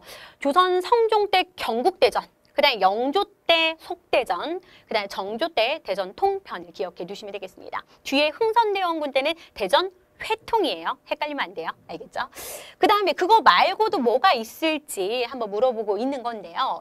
대마도를 정벌하였다라고 나왔는데 대마도 정벌은 크게 두 번 이루어집니다. 고려 말 창왕 때 박위를 보내어서 대마도 스시마섬을 정벌하게 되고요. 그 다음에 조선 세종 때 아까 조선 세종 때 위로는 여진을 정벌하기 위해서 사군 육진을 설치했고요. 그 다음에 대마도를 정벌해서 그 왜구를 또 정벌하게 되는데 그것은 이종무를 파견해서 세종 때 이종무를 파견해서 대마도를 정벌하게 된다라는 거 두 가지로 기억해 두시면 되겠습니다. 순수비를 건립한 거 이것은 신라 진흥왕이 되겠죠. 신라 진흥왕 때 영토를 확장하고 난 다음에 단양 적성비와 4개의 순수비석을 세우게 되죠. 그 다음에 탕평책을 실시하였다. 정답.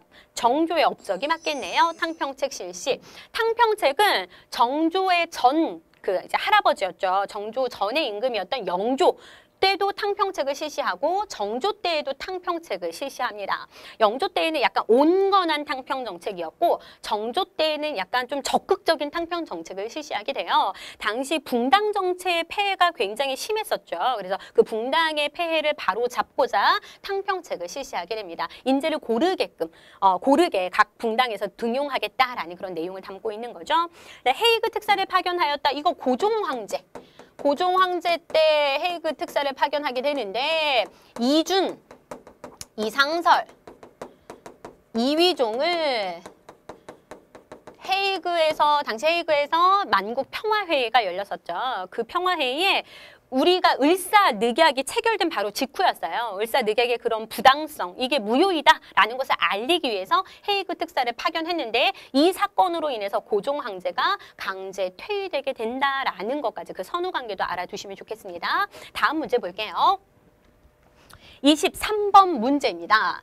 가에서 라 문화유산과 이를 만든 국가의 연결이 옳지 않은 것을 골라보라는 문제입니다. 앞에서도 제가 말씀드렸죠. 문화유산이 나오면 이것이 어느 시대의 문화유산인지 매칭할 수 있어야 된다라고 얘기했는데요. 그 문제가 또 나왔습니다. 신라의 불국사 맞죠? 엄밀히 구분하자면 이거 통일신라 불국사 있고요. 그 다음에 백제의 무령왕릉 맞습니다. 이것도 그 다음에 고려의 창덕궁은 고려의 궁궐이 아니죠. 조선의 궁궐입니다. 조선. 옳지 않은 것은 정답 3번이 될 수 있겠고요. 서울에 조선의 궁궐 5대 궁궐이 있어요. 그 중에서 유일하게 유네스코 세계문화유산에 등재된 궁궐이 창덕궁 창덕궁입니다. 많은 친구들이 경복궁이 등재가 되었을 거라고 생각하는데 경복궁도 아닌 창덕궁이 등재가 되었어요. 그 건축물 자체도 예쁘고 자연과 굉장히 조화를 잘 이루고 있죠. 그래서 그 가치를 인정받았다라는 것도 알아두시면 되겠습니다. 조선시대 때 정조 때 수원 화성을 건설하게 되죠. 정답은 3번이 되겠네요. 다음 문제 보도록 하겠습니다. 밑줄근 이 왕의 업적으로 옳은 것을 고르라는 문제인데요. 이곳은 조선 4대 임금인 왕과 왕비가 묻힌 곳이래요. 조선 4대 임금 태정, 태세, 세종을 얘기하고 있는 겁니다. 세종. 이 왕은 훈민정음을 창제했고요. 그다음에 농사직설을 편찬했대요. 이 농사직설이라는 것은 우리나라 농토 현실에 맞는 농사책을 편찬했다라는 것이죠. 세종의 업적 이거 말고도 굉장히 많습니다. 세종의 릉이 영릉인데 여주에 가면 볼 수 있죠. 여주에 있는 영릉. 그럼 세종의 업적 한번 골라볼까요? 집현전을 운영하였다. 맞죠? 1번 정답입니다. 그래서 집현전 학자들과 함께 한글을 창제하게 되는 거죠. 경국대전을 편찬한 거 앞에서도 말씀드렸죠. 경국대전 조선시대의 기본이 되는 법전인데 이것은 세조 때부터 편찬되기 시작해서 성종 때 완성이 됩니다. 세조 때부터 편찬되기 시작해서 성종 때 완성이 되기 때문에 성종의 업적으로 그냥 볼게요. 목민심서를 저술한 것은 정약용이 되겠죠. 정조 시기에 정약용 선생이 굉장히 많은 책을 남겼어요. 500권이 넘는 책들을 남겼는데 대표적인 책 목민심서 있습니다. 목민관은 지방관을 얘기하는 거예요. 지방관들이 갖추어야 할 그런 덕목들 얘기하고 있는 거죠.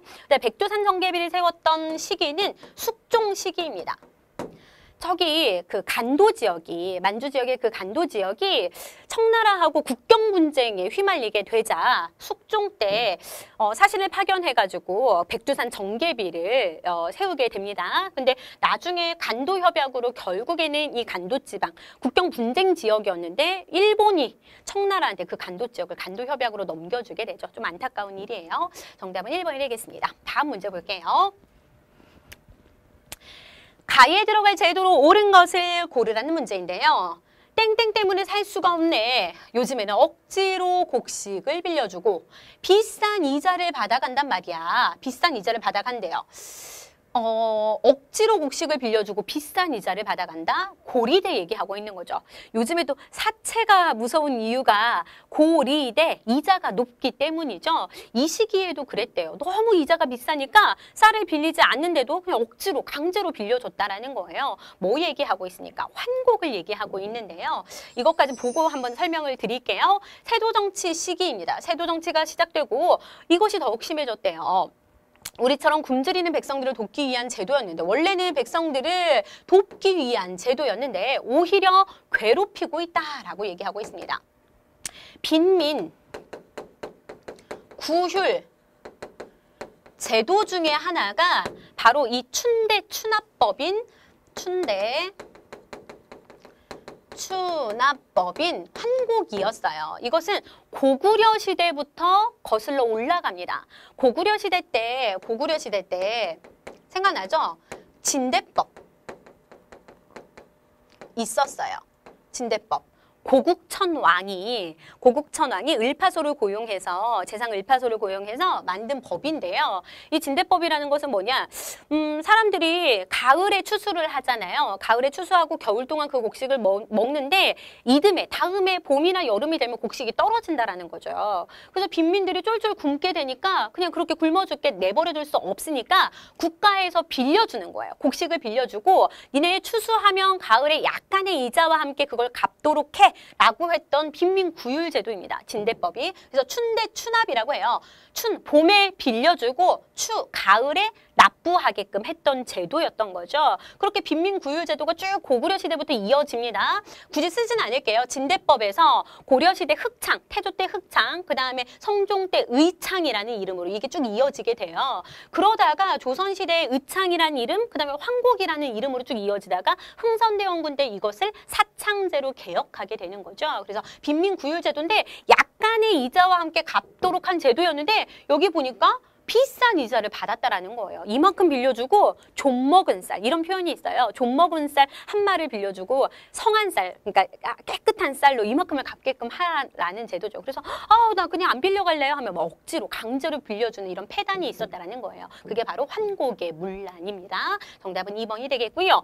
나머지 보기 정리합니다. 납속이라는 것은 뭐냐? 조선시대 때 국가 재정이 어려워지자, 특히 임진왜란 이후에 국가 재정이 어려워지자 곡식을 받고 곡물을 받고 신분을 상승시켜줬던 그런 책이 납속책이에요. 신분을 상승해준다거나 아니면 관직을 준다거나 이런 것이 납속이었고, 과전법은 고려 말, 아까 신진사대부들, 이 고려 말을 개혁했던 그 신진사대부들이 있었는데, 신진사대부들의 경제적인 기반을 마련해주기 위한 토지제도 개혁이 일어납니다. 고려 말 공양왕 때. 그게 바로 과전법이 되겠고요. 그 다음에 호패법은 조선 태종 때죠. 태종 때 써놓을까요?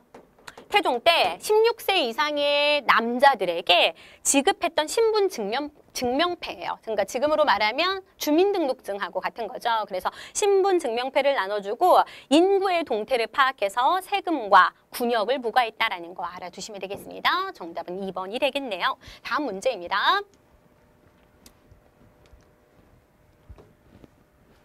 가에 들어갈 인물로 옳은 것을 고르라는 문제입니다. 이달의 역사 인물로 땡땡이 선정되었습니다. 그는 임진왜란 당시에 일본군이 진주성을 공격해 오자 병사와 백성을 이끌고 성을 지켰습니다. 라고 나와 있는데요. 임진왜란 때 진주성에서 일본군을 무찔렀던 그런 장군 누구일까요? 바로 김시민 골라주면 되겠죠. 정답은 3번이 되겠습니다. 임진왜란 3대 대첩, 3대첩 해가지고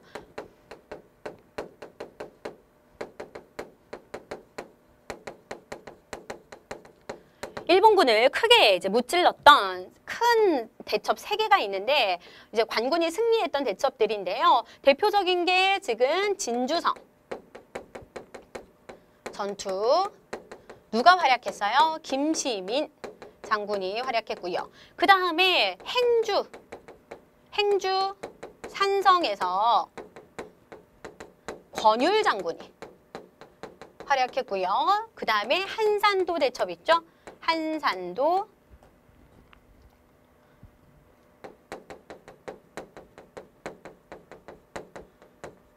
이순신 장군이 하깃진 전법을 써서 한산도에서 크게 일본군을 대파하게 됩니다. 이게 바로 임진왜란 3대첩이에요. 그 중에 하나를 물어보고 있는 겁니다. 나머지도 좀 잘 기억해 두세요.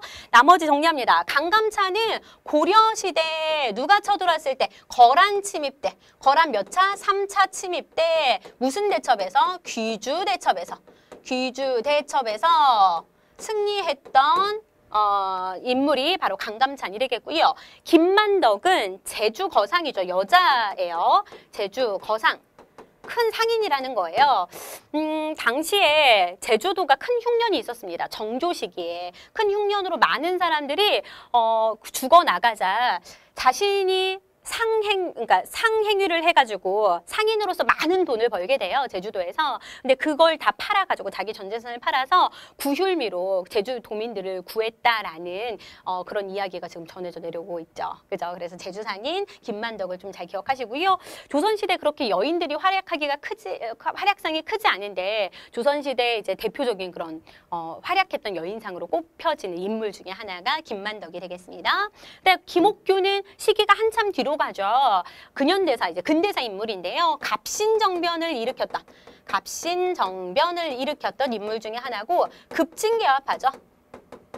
급진개화파 인물 중에 하나였습니다.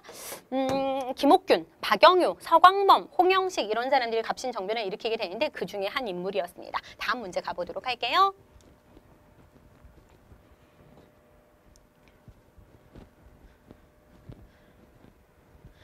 밑줄근 이곳에 해당하는 문화유산의 이름으로 옳은 것을 골라보라는 문제입니다.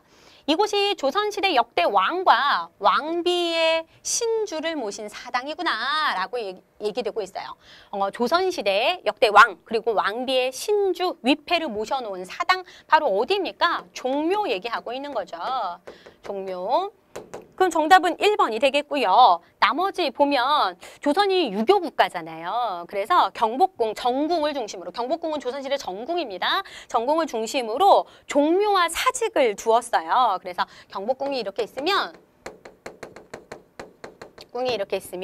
좌묘, 좌묘, 우사라고 해가지고 경복궁 입장에서 봤을 때 좌쪽에 종묘를 두고, 그 다음에 오른쪽에 사직단을 두었습니다. 종묘는 역대 왕과 왕비의 신주를 모신 사당이었고, 사직단인 토지와 곡식의 신들에게 제사하는 단이었어요. 왜냐하면 조선이 농경 국가였잖아요. 농본주의 국가, 농업이 산업의 근간이 되었던 국가였기 때문에 토지, 곡식 굉장히 중요했다라는 거죠. 그래서 토지와 곡식의 신에게 제사를 지냈던 곳이 사직단이 되겠습니다. 이것들을 굉장히 중요시 여겼고, 보신각은 종로에 있는 종각이죠. 그래서 때에 맞춰서 시각을 알려주었던 곳이 보신각이 되겠습니다. 다음 문제 볼게요. 가에 들어갈 내용으로 옳은 것을 고르라는 문제입니다. 가의 역사가 남아있는 문화유산이라고 나왔는데 서울 지역입니다. 인천까지 포함되는 지역인 것 같은데요. 강화산성이 나와 있고, 그 다음에 남한산성이 경기도 광주 지역 나와 있습니다. 경기도까지 포함이 되는 거네요. 그 다음에 삼전도비가 송파에 세워져 있다라는 거 나와 있는데, 이 조합만 봐도 이거 병자호란이구나 라는 거 알 수 있을 거예요. 병자호란 때 원래 인조가 강화도로 피신을 가려고 합니다. 그런데 강화도로 가는 길이 막히게 돼요. 그러니까 가족들은 이미 강화산성으로 보냈고, 이제 자신도 뒤따라가려고 하는데 청나라 군대가 빨리 정말 내려오게 되는 거죠. 병자호란은 청나라 군대가 쳐들어온 사건인 건 알죠. 청군대가 우리나라의 그 임금, 군신 관계를 요구하면서, 우리나라가 신하, 자기네 나라가 임금이라는 거죠. 신하의 예를 요구하면서 쳐들어온 사건이 병자호란이에요. 청나라가 쳐들어온 사건이죠. 그래서 강화도로 피신하려고 했으나 길목이 막히자 틀어서 남한산성 쪽으로 가게 되는 거예요. 그래서 남한산성에서 거의 40여일 동안 항전을 했지만 결국에는 나와서 항복을 하게 되죠. 우리가 인조가 항복을 하게 되고, 그래서 그에 대한 항복 비석이 세워지게 되는데, 그게 바로 삼전도 비석이 되겠습니다. 삼전도에서 굴욕 사건을 삼전도의 굴욕이라고 얘기하고 있죠. 그래서 1636년 병자호란을 얘기하는 거고, 병인 양요는 한참 뒤의 사건이죠. 이것은 1866년입니다. 누가 쳐들어온 사건이에요? 우리나라에서 프랑스 선교사와 천주교도들을 처형한 사건, 병인 박해를 구실로 프랑스가 쳐들어온 사건이에요. 프랑스 군대가 강화도로 쳐들어왔는데, 우리나라에서 양원수 부대가 정족산성에서 맞서 싸우게 되자 이제 결국에는 프랑스군이 돌아가는데, 우리나라 외교장각 문화재들을 많이 약탈해갔다라는 거 잘 알고 있을 겁니다. 6.25 전쟁은 1950년에 일어난 사건이죠. 한국전쟁 53년까지 있었고요. 북한의 기습 남침으로 시작이 되었습니다. 6.25 전쟁도 과정 좀 잘 알고 계셔야 되고요. 러일 전쟁은 1904년에서부터 1905년까지 벌어진 사건인데, 이 러일 전쟁 때는 러시아하고 일본의 전쟁인데, 우리 만주, 그러니까 위쪽에 만주 지역과 한반도의 그 지배권을 놓고 러시아와 일본 사이에서 벌인 전투입니다. 누가 이겼어요? 일본이 이기자 바로 1905년에 을사늑약을 강제로 체결해서 우리나라 외교권을 빼앗게 되는 거죠. 알아두시면 되겠습니다. 넘어갈게요. 이 문제 조금 낯설었을 수도 있을 것 같아요. 당황했을 수도 있을 것 같은데, 다음 체험전에서 맛볼 수 있는 음식으로 옳지 않은 것을 고르라는 문제입니다. 고려시대 음식문화 체험전이래요. 고려시대 사람들이 먹지 않았던 거 찾아보라는 건데요. 만두, 호두, 고구마, 복숭아 이렇게 나와 있습니다. 공부가 조금 되신 분들은 조선 후기 때 고구마, 감자, 고추, 담배 이런 것들이 조선 후기에 전래된다라는 거 아실 거예요. 다시 이것은 조선 후기에 전래된 그런 작물들이에요. 고구마, 감자, 고추, 담배 이런 것들. 그래서 3번으로 쉽게 답을 찾으신 분들도 있을 거고, 아니면 이걸 모르면 정말 멘붕에 빠지는 문제죠. 만두는 언제입니까? 고려시대 때, 원간석기 때 전해져 온 그런 음식이 되겠고요. 호두도 마찬가지입니다. 호두도 고려시대 원간섭기에 들어온 거고 복숭아는요 좀 더 의외예요. 이건 삼국시대부터 우리나라에서 재배했다라는 그런 기록이 있습니다. 그렇죠? 그래서 정답은 3번이 될 수 있겠네요. 다음 문제 보도록 할게요. 가에 들어갈 종교에 대한 설명으로 옳은 거 골라보라는 문제입니다. 무슨 죄로 이 사람을 체포하는지 말씀해 주십시오 라고 하자 땡땡땡을 믿고 있기 때문입니다. 이 사람은 제사를 거부하고 조선의 신분 질서를 어지럽히고 있습니다 라고 얘기하고 있어요. 무슨 종교가 제사의식을 거부했죠? 바로 천주교죠. 천주교. 그리고 인간 평등 사상을 주장하면서 조선의 신분 질서를 어지럽히게 되면서 조선에 굉장히 많은 탄압을 받게 되죠. 조선 정부에.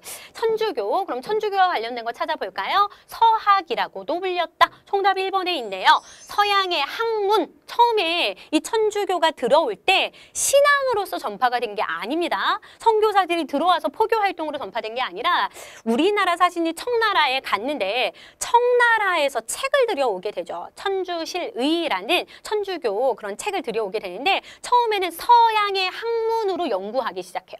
서양의 학문. 근데 이걸 점차 연구하다가 이걸 신앙으로 받아들이게 되었다라는 거죠. 그래서 그 과정도 좀 알고 계셔야 됩니다. 서학이라고 처음에는 서양의 학문으로 연구하다가 나중에 신앙으로 받아들이게 된다라는 거. 연등회를 중시한 거 이것은 불교가 되겠고요. 그다음 고려 후기에 전래된 거 이건 조선 후기죠. 고려 후기가 아니라 조선 후기의 전래가 되고요. 최재후에 의해서 창시된 거 이것은 동학이 되겠습니다. 서학에 대항해서 만들어진 종교죠. 유교, 불교, 도교, 민간신앙 이런 것들을 다 섞어서 만든 종교가 동학이 되겠습니다. 이어서 다음 문제 풀어보도록 할게요. 자, 이어서 31번 문제 풀어보도록 하겠습니다. 가에 들어갈 내용으로 옳은 것을 묻고 있는 문제인데요. 흥선대원군 이하응이 나와 있습니다. 시대는 조선이고 업적을 묻고 있는 문제인 것 같은데요. 경복궁을 다시 중건했던 인물이 흥선대원군이고 경복궁이 언제 불탔었죠? 임진왜란 때 소실되게 되자 왕실의 권위를 회복하기 위해서 경복궁을 중건하게 된 인물 흥선대원군입니다. 전국 각지에 척화비를 세웠습니다. 서양 오랑캐들과 화의하는 것은 나라를 파는 일이다라고 생각해서 화의를 배척하는 비석을 세운 거죠. 그리고 양반에게도 군포를 거두었던 호포제를 실시하게 되고요. 이로 인해서 양반들의 불만이 굉장히 극심하게 일어나게 된다는 거 알아두시고 그거 외에도 뭐가 있을지 한번 찾아보라는 거예요. 삼별초를 조직하였다라고 나와 있는데 이 삼별초는 최씨무신 정권의 사병 집단이었습니다. 누구 때 만들어졌냐면 앞에서 나왔던 최우 시기에 조직이 되었어요. 그런데 이것이 이제 몽골군이 쳐들어오면서 몽골에 대항하는 그런 부대로 성격이 변하게 되죠. 알아두시고 통감부를 설치했던 거 을사늑약으로 인해서 을사늑약 아까 러일 전쟁이 있었고 러일 전쟁에서 일본이 승리하면서 우리나라의 을사늑약을 우리나라하고 이제 강제로 체결한 조약이 을사늑약이 되겠는데요. 이때 통감부를 설치해서 우리나라 내정을 간섭하고 그다음 외교권을 박탈했다라는 거. 다른 나라하고 외교할 수 있는 권한을 빼앗아갔다라는 거 알아두시면 되겠습니다. 서원을 대폭 정리하였다. 정답 3번이 맞네요. 흥선대원군의 업적 중에 서원 정리 굉장히 중요하죠. 당시 서원에 굉장히 많은 폐단이 있었습니다. 백성들의 삶을 굉장히 힘들게 하고 또 왕권을 위협하는 그런 세력들이 많이 있었죠. 그래서 서원을 정리하게 되는데 이 서원 정리 때 했던 말이 있습니다. 백성을 괴롭히는 자는 공자가 다시 살아온다고 해도 내가 용서치 않겠다라는 아주 단호한 의지로 전국에 있는 서원 거의 600개 가까이 되는 서원을 철폐하고 47개 정도만 남겨두게 된다라는 것도 기억해 두시면 되겠고요. 그 다음에 한산도 대첩을 이끌었던 인물은 이순신 장군이 되겠네요. 정답은 3번. 다음 문제 보도록 할게요. 밑줄 그은 이 시기에 해당하는 일제의 정책으로 옳은 것을 고르라는 문제입니다. 사진으로 보는 일제 식민정책 해가지고 나와 있는데 이 시기에 일제는 신사참배를 강요하고 일제 신사에 참배하라는 것이죠. 이것이 바로 신사참배 모습입니다. 녹그릇 등 금속을 강제로 빼앗아 갔대요. 지금 녹그릇 공출해온 모습이 나와 있습니다. 그러니까 이런 놋그릇, 쇠 같은 것들을 왜 다 공출해 갔을까요? 그 쇠로 무기 만들려고. 이 당시에 일본이 이제 대륙에 있는 나라들, 뭐 중국 또 그 뒤에는 미국하고도 전쟁을 하게 되죠. 침략 전쟁이 가속화되면서 무기를 만들기 위해서 이런 쇠라는 쇠는 또 다 모조리 수거하게 됩니다. 이것은 민족 말살 정책 시기였어요. 민족 말살 정책이 언제입니까? 1930년대 거의 후반부터 우리가 광복을 맞이한 45년까지라고 보시면 될 것 같아요. 30년대에서 45년까지. 좀 더 극심해지는 건 37년의 중일 전쟁이 있었죠. 그래서 그 이후부터 굉장히 더 극심해지는 시기가 바로 이 시기인데요. 민족 말살 정책을 했던 시기인데요. 우리 민족 정신을 말살시켜서 우리 민족을 아예 말살시켜서 그들의 침략 전쟁이 우리 민족을 동원하려고 했던 정책이에요. 우리 민족을 말살시켜서 인적 자원, 물적 자원 다 가져가겠다라는 거거든요. 이해가요? 그래서 국가 총동원령이 내려지기도 하죠. 국가 총동원령. 국가가 지금 위기 사태이고 비상 사태이니까 모든 것들을 다 동원할 수 있겠다라는 것을 합법적으로 명시한 거죠. 그래서 그런 일들이 있었다라는 걸 알아두시면 되겠습니다. 황국신민서사를 외우게 했다. 1번이 정답입니다. 민족 말살 정책 중에 하나가 황국신민화죠. 우리 민족 정신을 말살시킨다라고 얘기했잖아요. 그래서 황국, 일본 제국을 황국이라고 얘기했어요. 황국에 우리는 신하된 백성이래요. 우리는 신하된 백성이니까 충성을 다하라는 거죠. 그렇게 얘기하고 또 뭐 있습니까? 내선일체를 주장하기도 했습니다. 내선일체, 일본과 조선은 한 몸이다. 일선동조론, 일본 조상과 조선의 조상은 같다.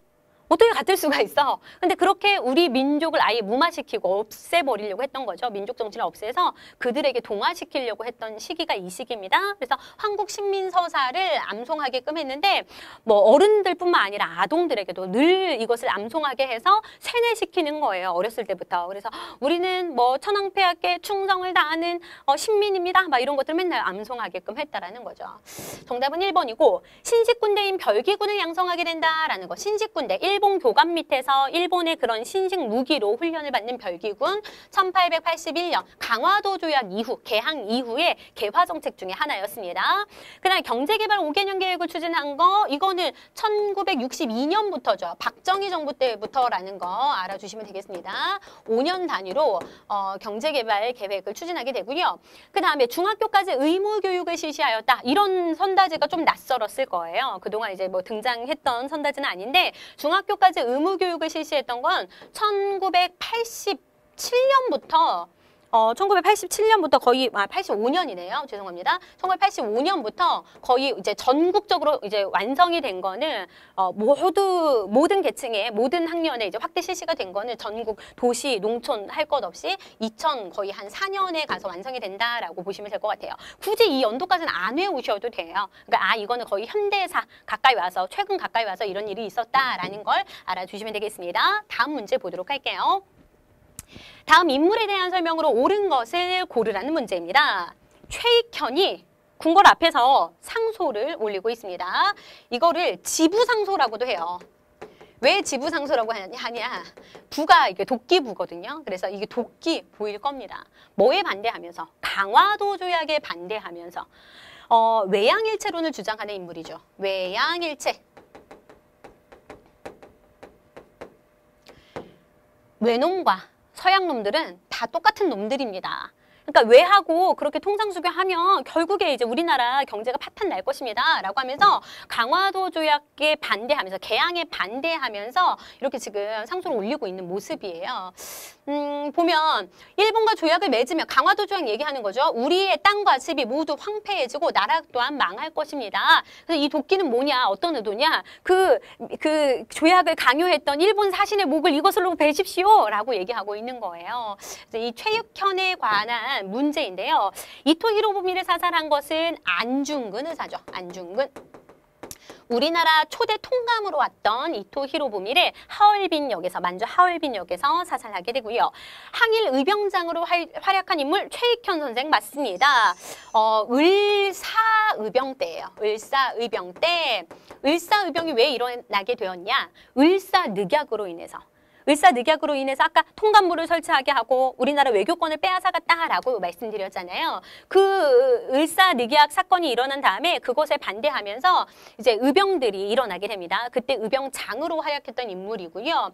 결국에는 쓰시마 섬에 유배당하게 되고 적들이 주는 음식들은 물과 음식은 먹지 않겠다. 아주 단호하게 말씀하시면서 결국에는 아사하시게 돼요. 그러니까 배고파서 그냥 돌아가시게 된다라는 거죠. 그만큼 그런 투철한 정신력이 있었다라는 거죠. 최익현 선생에 대한 이야기였고요. 남북 연석회의에 참석하였다. 이것도 현대사죠. 남북 연석회의는 남북 협상. 기억하시면 될 것 같아요.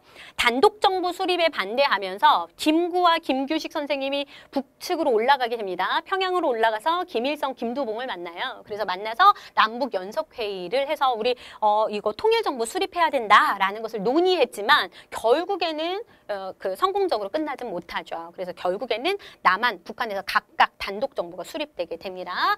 그래서 이거하고 관련된 인물은 김구, 김규식 선생을 볼 수 있겠고 대한민국 임시정부에서 활동했다. 대표적인 인물 김구 선생이 될 수 있겠네요. 정답은 2번이 되겠습니다. 다음 문제 볼게요. 밑줄근 이 운동으로 옳은 것을 고르라는 문제인데요. 이 운동은 1919년에 일어났어. 중요한 키워드. 그래, 전국적으로 많은 사람들이 독립만세를 외치면서 전국적으로 독립만세를 외치면서 시위에 참여했대요. 그 영향으로 중국 상하이의 대한민국 임시정부가 수립되었어 라고 얘기하고 있습니다. 대한민국 임시정부도 1919년에 수립이 되게 되죠. 이 운동의 영향으로 뭐 얘기하고 있는 거예요? 아이고 3.1운동 기억하라고 했어요. 3.1운동. 정답은 1번이 되겠고요. 아이고 기억하시면 좋을 것 같아요. 아이고 3.1운동. 왜냐하면 전국적으로 많은 사람들이 다 참여해서 이게 최대 규모의 만세운동이거든요. 우리가 식민지 기간 동안 있었던 만세 시위 중에서 최대 규모로 많은 사람들이 참여했던 시위임에도 불구하고 독립이 이루어지지 못하죠. 그래서 아이고 3.1운동이라고 기억하시면 되겠습니다. 서울에서 시작이 되었고 농촌 전국으로 퍼지게 되고 해외 각지에서도 만세운동이 있었다는 거 알아두시면 되겠고 그래도 독립이 이루어지지 않자 보다 더 조직적이고 체계적으로 독립운동을 전개해야겠다라는 필요성에 대한민국 임시정부를 수립하게 되는 거죠. 상하이로 통합이 됩니다. 국채보상운동은 1907년에 있었던 경제적 자립운동이에요. 나라의 진 빚을 우리 힘으로 보상하자라는 운동입니다. 국채, 당시 국채가 1,300만 원이 있었어요. 1,300만 원 지금 뭐 별로 아닌 것 같지만 그 당시에는 1년 예산이었습니다. 국가의 1년 예산 정도를 빚지게 되었는데 이것을 우리 힘으로 갚자라는 거예요. 그래서 일본의 경제적 예속에서 벗어나자라는 거예요. 그래서 대구에서 서상돈, 김광재 등 중심으로 국채보상 기성회가 조직이 되고 금주, 금연 뭐 여자들은 비녀 팔고 막 뭐 이런 것들 팔고 이런 가락지 같은 거 팔고 뭐 성금 해가지고 나라 빚을 갚자라는 운동이었는데 결국에는 통감부의 방해로 실패하게 된다라는 거 알아두시고요. 물산장려 운동 이것이랑 많이 헷갈려서 틀려합니다. 물산장려 운동은 1920년대의 경제적 자립운동이에요. 그러니까 헷갈리면 안 돼요. 이건 나라 빚을 갚자라는 거고 물산장려 운동은 우리 물산을 장려합시다라는 운동이에요. 즉 이 말은 우리 물산을 우리가 씁시다. 즉 국산품을 애용합시다 라는 얘기죠. 그래서 일본 기업들이 20년대에 이제 회사령이 철폐되면서 많이 들어오게 돼요. 그때 이제 우리 물산을 우리가 쓰자. 조선 사람 조선 것 이런 구호를 내걸고 우리 물산 우리가 쓰자라는 구호를 내걸고 물산 장려 운동이 전개가 된다라는 거. 이건 평양에서 조만식 주도로 이루어지게 된다라는 거 알아두세요. 물산 장려회 중심으로. 광주 학생 항일 운동은 언제입니까? 1929년이에요. 한일 학생 간에 기차에서 충돌이 있었죠. 일본 학생이 이 조선 여학생의 머리를 막 잡아다니면서 희롱을 하자 거기에서 이제 충돌이 일어나게 되는데 그것에는 아주 깊은 내면에 식민지 정책의 그런 교육 차별 뭐 이런 것들이 내재되어 있어서 그것이 폭발한 사건이기도 했었습니다. 광주 학생 항일 운동이 1929년에 이루어지고 신간회에서 진상조사단을 파견한다라는 내용도 조금 어렵게는 출제가 될 수 있으니까 그것도 기억해 두시면 좋겠습니다. 다음 문제 볼게요. 다음 사진전에 전시될 사진으로 적절하지 않은 것을 고르라는 문제입니다. 이 문제 좀 어려웠을 것 같아요. 우리 학생들 이 문제가 조금 당황스러웠을 것 같은데 볼게요. 한번 3점짜리 문제이네요. 대한제국의 건축물 사진전이래요. 석조전 이 정도는 알 것 같아. 아 이거 대한제국의 건축물이고 어디 가면 볼 수 있습니까? 덕수궁에 가면 볼 수 있죠. 이것은 우리나라 최초의 서양식 건축물이에요. 덕수궁에 가면 볼 수 있고 우리나라 최초의 서양식 건축물로 르네상스 양식을 띠고 있습니다. 그러니까 조선의 궁궐인, 그러니까 대한제국 시기의 궁궐인데 굉장히 보면 지금 봐도 굉장히 서양틱한 그런 모습이죠. 그래서 덕수궁, 석조전은 우리나라 최초의 서양식 건물이다라는 거 기억하시면 되겠고 중명전도 덕수궁에 있어요. 덕수궁 중명전이죠. 이것은 좀 가슴 아픈 장소입니다. 여기에서 을사늑약이 강제로 체결되었기 때문에 이 장소는 좀 마음 아픈 장소고 그다음 황궁은 지금 이것만 남아있는데 환구단이라고 이 옆에 있어요. 환구단이라고 있는데 이 환구단은 지금은 이제 모습이 사라졌습니다. 이 환구단에서 고종 황제가 황제 즉위식을 거행하고 하늘에 제사를 올렸어요. 그곳이 지금은 없어지고 그 옆에 신주를 모셔놨던 그 장소가 황궁이거든요. 이것만 남아있는 모습입니다. 이것도 역시 대한제국 시기의 건물이고 독립기념관이 나와 있어요. 이거 어디 있습니까? 천안에 가면 볼 수 있죠. 천안에 가면 볼 수 있는 이 독립기념관은 현대시대에 만들어진 거예요. 1987년에 독립 그 운동의 그런 유물 뭐 이런 것들, 그런 기록, 이런 내용들을 좀 보관하고 전시하기 위해서 만들어진 기관이죠. 그런 관이죠. 그래서 정답은 몇 번? 4번이 정답이 될 수 있겠습니다. 다음 문제 볼게요. 학생들이 이야기하는 지역을 지도에서 옳게 고른 것을 찾아보래요. 1920년에 독립군이 일본군을 크게 무찌른 곳이야. 1920년이라는 키워드 기억하시고요. 독립군이 일본군을 크게 무찔렀대요. 1920년에 일어난 전투 크게 두 가지가 있습니다. 봉오동 전투, 청산리 대첩이 있는데요. 이곳에서 김좌진, 홍범도 등이 부대를 이끌기도 했다라고 나와 있어요. 김좌진 장군이 활약했던 부대, 북로군정서군이죠. 북로 군정서군이 있고 그 다음에 홍범도가 이끌었던 부대는 대한 독립군이 있는데요. 연합부대예요. 그러니까 이것은 청산리 대첩을 얘기하고 있는데 청산리 대첩은 김좌진 장군의 북로 군정서군 중심의 그런 여러 독립군 부대의 연합으로 이루어진 전투였습니다. 청산리 전투 골라주면 될 것 같네요. 정답은 1번이 되겠습니다. 1920년 10월에 일어났고요. 봉오동은 여기 지역이에요. 여기 이쪽. 봉오동 전투는 1920년 6월에 일어난 사건입니다. 여기서 홍범도 장군에 대한 독립군이 크게 승리하게 되죠. 이게 봉오동, 청산리. 다음 문제 보도록 할게요. 이게 2개씩 체크가 되네요. 다음 주제에 대한 학생들의 대화 내용으로 옳은 것을 한번 골라보래요. 윤봉길의 독립운동이라고 나와 있는데요. 윤봉길 하면 한인애국단의 단원이다라는 거. 한인애국단의 단원이라는 거 알고 있어야 되고요. 그 다음에 윤봉길 의사의 의거 활동 알고 있어야 됩니다. 중국 상하이 홍커우 공원에서 폭탄을 던져서 많은 피해를 입힌 인물이죠. 정답은 4번. 상하이 홍커우 공원에서 일본군과 관리 등을 향해서 폭탄을 던졌어. 정답은 4번이 되겠습니다. 한인애국단의 인물로 윤봉길 의사와 또 한 명 이봉창 의사 기억하셔야 돼요. 이봉창 의사는 일본 도쿄 한복판에서 일본 국왕이 탄 마차에 폭탄을 던졌지만 이것이 성공하진 못하죠. 그죠? 한인애국단을 만든 사람도 기억하셔야 됩니다. 김구 선생.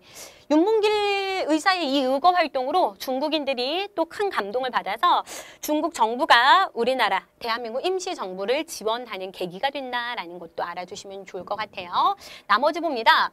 을지문덕, 이순신 전 등 나라를 구한 인물들에 대한 위인전을 썼던 인물은 신채호 선생이 되겠습니다. 단재 신채호. 그러니까 나라가 위기니까 그런 영웅, 위인을 그린 그런 이야기들을 많이 썼다라는 거죠. 신채호. 한글학회 회원으로 우리말 큰사전을 만들었어 라고 나왔는데 이 한글학회는 뭐를 계승한 거예요? 조선어 학회를 계승한 것입니다. 조선어 학회의 대표적인 인물, 뭐 이윤재, 최연배 이런 사람들이 있는데 이것을 계승했는데 조선어 학회에서 우리말 큰사전을 만들려고 했었죠. 그런데 일본의 방해로 이게 중단되게 돼요. 조선어 학회 사건으로 이게 해산이 되면서 이게 중단이 됐는데 이것을 계승한 한글학회에서 이것을 완성하게 됩니다. 그 다음에 신탁 통치에 반대하는 집회를 주도했어. 신탁 통치라는 것은 우리나라가 독립한 이후에, 광복한 이후에 최대 4개국에 의해서 미소, 영중 최대 4개국에 의해서 최대 5년간 대신 통치를 받는, 다스림을 받는 그런 게 바로 신탁 통치였는데 그것에 대해서 반대하는 집회가 여기저기서 일어납니다. 이것을 주도했던 인물, 대표적인 인물 김구가 될 수 있겠네요. 정답은 4번이 되겠습니다. 다음 문제 볼게요. 가에 들어갈 내용으로 옳은 것을 고르라는 문제입니다. 한국사 스피드 퀴즈가 나와 있는데 1948년 50총선거로 구성된 국회에서 50총선거로 구성된 우리나라 최초의 국회를 뭐라고 합니까? 제헌국회라고 얘기하죠. 1대 국회. 근데 왜 제헌국회라고 얘기하냐? 헌법을 제정하는 국회라는 거예요. 나라를 만들기 전에, 정부 수립을 하기 전에 헌법을 제정한 다음에 정부 수립이 이루어지거든요. 그래서 제헌국회. 제정해서 여기서 제정하여 7월 17일에 공포한 이 법을 뭐라고 할까요? 7월 17일 제헌절이잖아요. 제헌헌법이 되겠습니다. 제헌헌법 정답은 3번. 제헌국회에서 제정한 헌법, 제헌헌법이에요. 이것은 이제 임시정부의 그런 법통을 계승하고 있죠. 단발령은 1895년 을미개혁 때. 을미개혁 때 많은 개혁들이 있는데 그 중에 이제 하나가 단발령을 그 개혁안으로 내세운 거죠. 이거에 대한 반발이 굉장히 많았습니다. 우리 앞에서 배웠던 그 최익현 선생 있죠. 이 단발령에 반대해서 그때는 이제 도끼로 내 목을 자를지언정 도끼를 정말 잘랐다는 건 아니고요. 내 목을 자를지언정 머리는 자를 수 없다라고 하면서 이 모든 것이 신체 발부, 수지, 부모, 이 모든 신체는 부모가 주신 것이기 때문에 함부로 훼손할 수 없다라고 하면서 이것에 굉장히 반대를 했었던 인물이기도 했죠. 유신헌법은 언제 일어납니까? 1972년 누구 정권 때? 박정희 정부 시기에, 박정희 정권 때 박정희 정부의 그런 장기 독재를 위해서 발표했던 그 헌법이죠. 대통령 권한을 정말 비상식적으로 이제 많이 강화시키는 거예요. 대통령 권한을 강화시키는 유신헌법. 1979년에 박정희 대통령이 12.16 사태로 이제 그 사살당하면서 어떻게 돼요? 그러면서 어떻게 됩니까? 이제 유신 체제가 막을 내리게 되죠. 조선 태형령은 1912년에 제정된 것으로 조선인들에 한해서 태형을 실시할 수 있다라는 거예요. 볼기 때리는 거, 엉덩이 때리는 거. 이것은 이제 무단 통치의 일환이었죠. 그 방법 중에 하나였죠. 조선 태형령. 다음 문제 가보도록 하겠습니다. 가에서 달을 일어난 순서대로 옳게 나열한 것은 하고 묻고 있는 문제인데요. 1960년에서 80년대 민주화운동이 나와 있습니다. 민주화운동 많이 물어봐요. 그런데 이 문제 조금 어려웠을 수도 있을 것 같아요. 왜냐하면 그동안 나오지 않았던 삼선개헌 반대운동이 나왔어요. 보통 민주화운동을 물어볼 때는 4.19 혁명, 5.18 민주화운동, 6월 민주항쟁, 뭐 간혹 들어가면 뭐 유신체제 반대운동 뭐 이런 것들이 들어가는데 삼선개헌 반대운동이 들어가서 조금 당황했을 수도 있을 것 같습니다. 그래도 좀 감이 있는 친구라면 잘 풀었을 것 같은데요. 한번 볼게요. 가장 먼저 일어나는 건 무엇입니까? 4.19 혁명이죠. 1900몇 년? 1960년에 이승만 정부의 그 3.15 부정선거에 대항해서 일어났던 혁명, 4.19 혁명이 되겠고요. 이승만의 3.15 부정선거 알아두셔야 돼요, 원인. 그 다음에 삼선 개헌 반대운동이 1969년에 이루어지게 됩니다. 1968년부터 박정희 대통령 시기예요. 박정희 정권 때 대통령을, 그러니까 장기 집권을 하기 위해서, 장기 독재를 위해서 3번도 할 수 있다라는 것을, 원래는 이제 중임 2번까지만 하고 내려와야 되는데 그 인간의 욕심은 정말 끝이 없습니다. 계속해서 대통령이 되고 싶어서 3선까지 할 수 있다라고 헌법을 바꾸려고 했다라는 거죠. 그래서 그거에 대한 반대운동이 여기저기서 많이 일어나게 돼요. 그런데 이것도 완전 기습 통과시켜버려요. 그래서 3선 개헌이 또 이루어지게 됩니다. 말도 안 되는 거죠. 그 다음에 6월 민주항쟁 언제 일어납니까? 1987년에 전두환 정권에서 어떤 일이 일어나게 되죠? 민주주의를 굉장히 탄압하게 되고, 그 다음에 4.13 호원 조치를 이제 발표하게 되면서, 4.13 호원 조치는 우리 친구들이 좀 어려울 수 있는데, 국민들은 대통령을 직선제로 뽑을 것을 주장합니다. 그러니까 직접 국민들이 뽑을 것을 주장해요. 그런데 정부에서는 뭐라고 하냐면 아니 기존의 헌법을 그냥 수호할 건데 그게 호언 조치예요. 헌법을 수호한다, 보호한다라는 거죠. 기존의 헌법 그대로 가겠다. 기존의 헌법은 간선제거든요. 그러니까 어떤 특정 집단에서 대통령을 뽑는 거죠. 그렇게 할 건데 그러니까 직선제로 개헌하지 않을 건데 라고 하자 6월 달에 이제 전국 각지에서 시민들이 들고 일어나는 겁니다. 그래서 결국에는 이 6월 민주항쟁으로 대통령 직선제 개헌이 이루어져요. 대통령 국민들이 직접 뽑을 수 있게 되었습니다. 순서대로 하면 다, 나, 가의 순서로 가면 되겠죠. 이거는 전두환 대통령 시기. 다음 문제, 마지막 문제 풀어보도록 할게요. 답이 자꾸 먼저 공개가 되네. 죄송합니다. 가에 들어갈 대화 내용으로 아니네요. 대회로 옳은 것을 골라보래요. 이것도 나머지 보기가 언제 열렸는지 좀 어려웠을 거예요. 하지만 좀 명확하게 딱 나오는 답이 있을 겁니다. 보면 이것은 1988년 개최된 이것의 마스코트인 호돌이와 대회 휘장의 모습이래요. 호돌이가 나왔죠. 이거 무슨 올림픽 얘기하는 거예요? 1988년 서울 올림픽 얘기하는 거죠. 정답은 1번이고요. 그래서 이 올림픽을 88 서울 올림픽이라고도 얘기하죠. 그래서 대표적인 마스코트였습니다. 나머지는 언제 열렸는지 잘 굳이 몰라도 될 것 같은데 인천 아시아 경기대회 이거는 열린 지 얼마 안 됐죠. 2014년. 네, 열렸고요. 한일 월드컵 축구대회는 이건 좀 알아두셔야 됩니다. 2002년에 김대중 정부 때. 그다음에 대구 세계 육상선수권 대회도 얼마 안 됐어요. 2011년에 이루어지게 된다라는 거 알아주시면 되겠습니다. 여기까지 모든 문제를 풀어봤습니다. 네, 여기까지 해서 한국사능력 검정시험 37회 초급 문제를 모두 풀어봤습니다. 어떠셨나요? 문제들이 좀 대부분 평이한 수준이었습니다. 그래서 쉽게 풀 수 있었을 텐데 다음 시험을 또 대비하기 위해서는 꼼꼼하게 나머지 선다지까지 좀 잘 분석해 두십사 다시 한번 당부를 드리겠고요. 혼자 공부하시다가 어려우신 분들은 오셔서 강의 들어보셔도 좋을 것 같아요. 엠베스트에서 기출외전 교재를 가지고 이론 강의와 문제풀이 강의 진행하고 있습니다. 오셔서 강의 들어보셔도 좋을 것 같습니다. 기출문제와 기출외전 교재로 열심히 공부하셔서 우리 학생들 모두 다음 시험에서 꼭 합격의 영광을 누리시길 바라겠습니다. 그럼 저는 다음 해설 강의에서 또 다시 만나 뵙도록 할게요. 지금까지 엠베스트 한국사 강사 한유진이었습니다. 감사합니다.